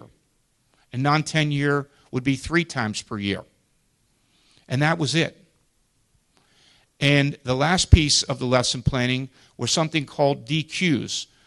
Secondary has been doing DQs for quite a while, and it was no big deal to them. They're used to doing it. They had in their lesson plans. Elementary had not done DQs before, but what you have to realize is that it's part of the Marsano evaluation model. It's not Jeff Rutsky or any other person saying you have to do DQs. It's part of the observation model. So it has to be in the lesson plan format. But what do? Again, we listened and we said, you know what? Because you're transitioning to the new program, let's hold off on doing the DQs until next school year, meaning the next year from now. So there's been a lot of comments. There was a ridiculous article in the paper about me not caring what teachers said, listening to teachers. Completely false. 100% false. I meet with teachers on a bi-weekly basis, different teachers throughout the district. Why? Because they want to talk to us about what's working, what's not working. They're not interested in whining. They're here to solve problems. Here's what the problem is, and here's what we believe the solution is. Great. But they don't take it in the wrong way if I say, we can't do that. They understand. Okay, thanks for listening to us, and they move on. So the thing that was really helpful with Mr. Maniscalco is he understood what I needed so I could help the teachers, and that he went out and did. And he sent out a survey, and I'm not sure when that feedback's going to be back, but that's going to be helpful because then we can really look at what is consuming everybody's time. It's very, very important that takes place. We bought OnCourse, the lesson planning format, the platform. Why? Because now, uniformly, K through 12, we have lesson plans. Administrators go on quite often, and they evaluate and provide feedback to the teachers. What's really nice that most of you would not know, parents who are not educators, is once you do it well the first year, you cut and paste them and put them in for the next year. You don't do them over again. So the creation of the first year is the most important year. And then you tweak them year 2 based on the kids that you have for that year and the year after and so on and so forth. So it's a very efficient program. Does it take time the first year? Yes. But by listening and helping to take things away to try and ease some of that overload is what we did this year. And then next year it'll be better because they don't have to do as much work as they did this year. Cutting and pasting is much, much easier. I had the opportunity my first year to go into every building, and I sat and took pages and pages of notes, and I asked all the teachers one question: what is it that concerns you? What is it that we can do to be better and to help you? And I took all the pages of notes, and then I went back and made a database with that, and I looked at the common threads for the elementary, the middle, and obviously the high schools of Singleton.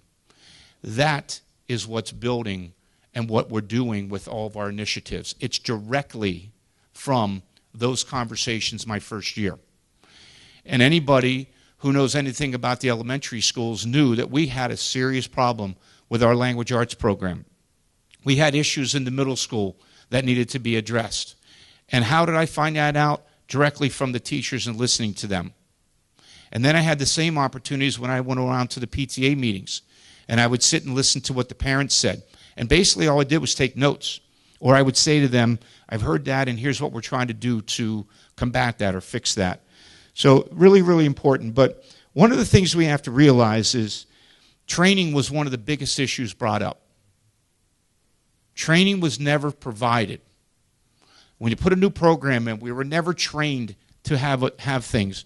We don't have a phonics program. Things like the Marsano piece is unfair. So what did I do? I heard it from every single building that Marsano's unfair. I put myself on the DIAC committee to listen to exactly what the problems are. And what was the problem? It's that we didn't have people recognized as highly effective. Why? Because of the Marsano model. It's unfair. There are so many great teachers in the district that aren't highly effective because of the model. We need to do something about that, and we're trying to. Mr. Maniscalco and I, this year, have been talking in the DIAC about we need to change the language for what's considered a 4, which means highly effective. And we're working on doing that because the teachers deserve that. When you're great, you should be recognized as being great. Park preparedness was brought up from a couple of different individuals about all we're doing was park preparedness. First year, yes. And I've said that publicly many times. We were not prepared for park. Kids did not have access to technology, had no programs aligned to park format. And I'm sorry, my job is to make sure that kids can have the best opportunity to be successful, knowing that they were not going to be able to go in front of a computer and be successful was unacceptable. So we did a lot of prep tests last year. This year, none. So those individuals are saying this is all about test prep. There is no test prep. When you follow the standards and the kids master the standards and your assessments are aligned to the standards, kids will do well on park. There is no issue whatsoever. Test prep was barely done this year, and it was very, very minimal. Technology we talked about, the K-8 language program. There was an email sent from a few parents at Redwood, in particular one teacher who was telling parents inaccurate information, 100% inaccurate information. And one of those comments was about Ms. Kivlon, and that how she was forced to retire. So Ms. Kivlon got word of this, and she is appalled by the teacher and the parents who sent the letter. Ms. Kivlon, for those that don't know, Ms. Kivlon retired last year because she had to deal with some health issues and some family issues.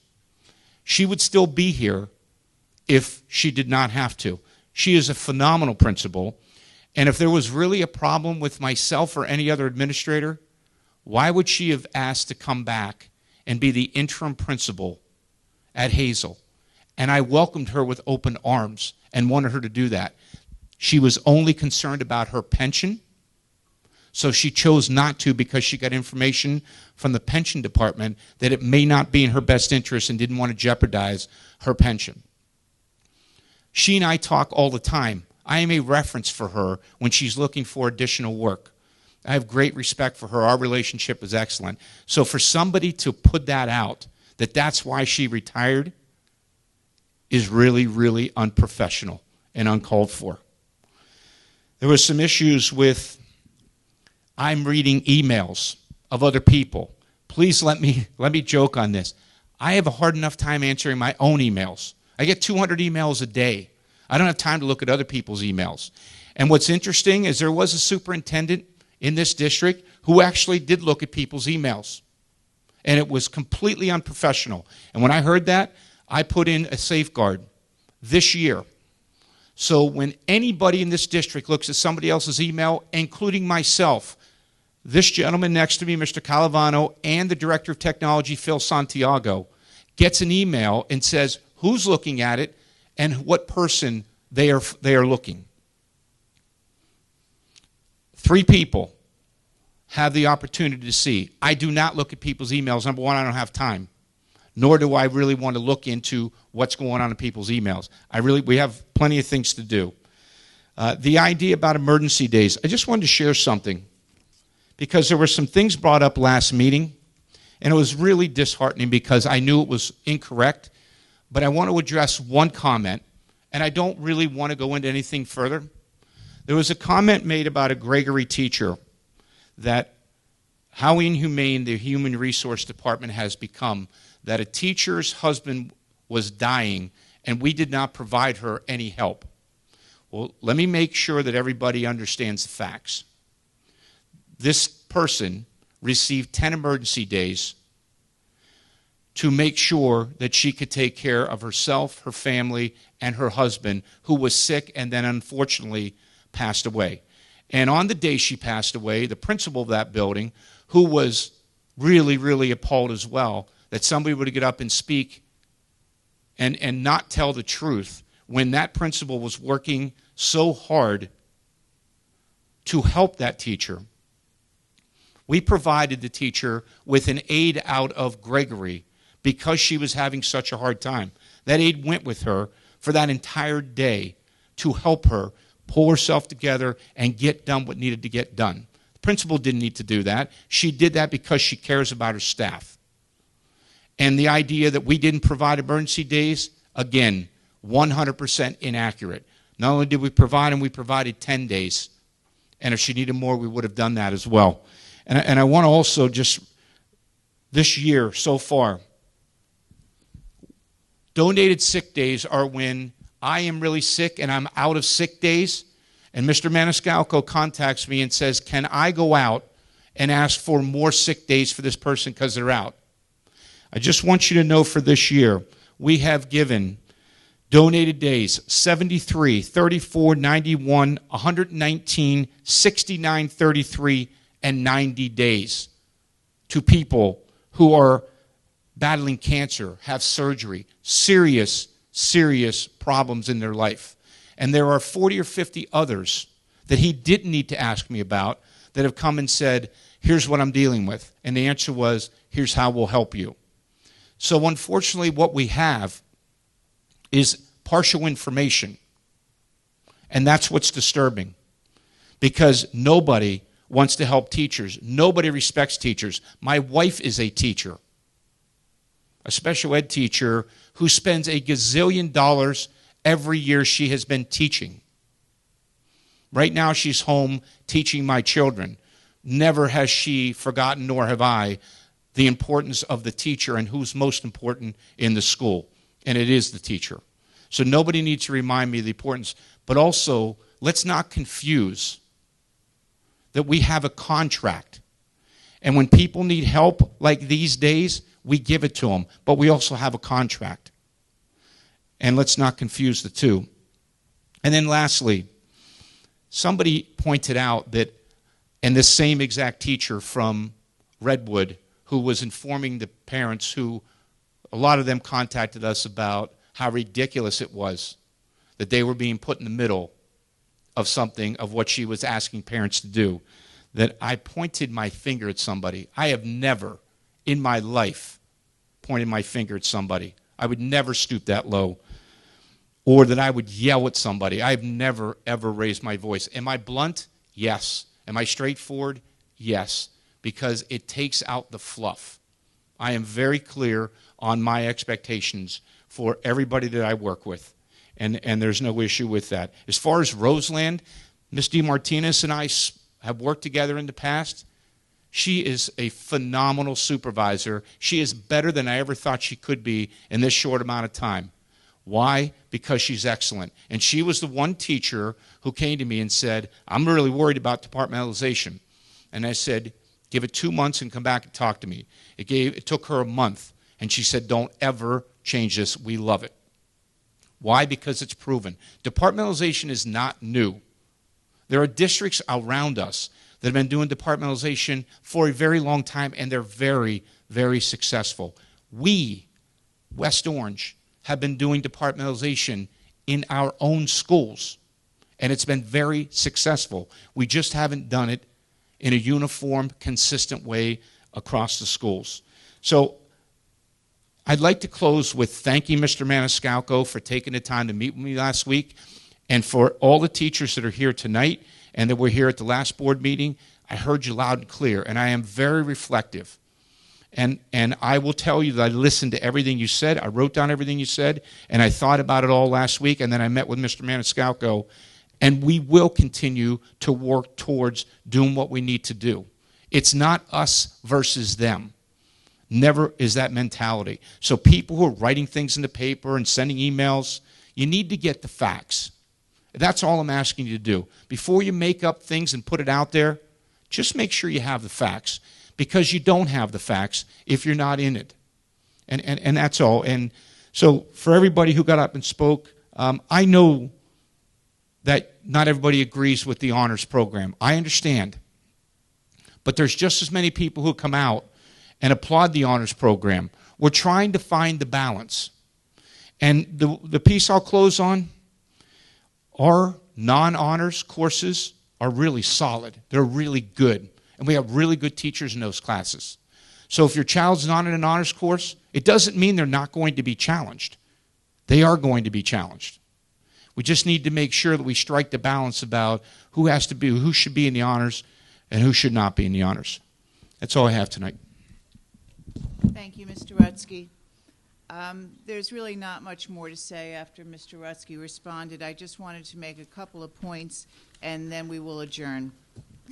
As far as lesson plans go, not only is it required by CUSEC and Marzano evaluation method, which, by the way, I do serve on the DIAC committee, and it is made up of about 35 staff members, novice teachers, tenured teachers, supervisors, principals. I represent the board. This is the first superintendent who has actually been actively engaged in this process. But again, the Marzano method was chosen by the committee itself.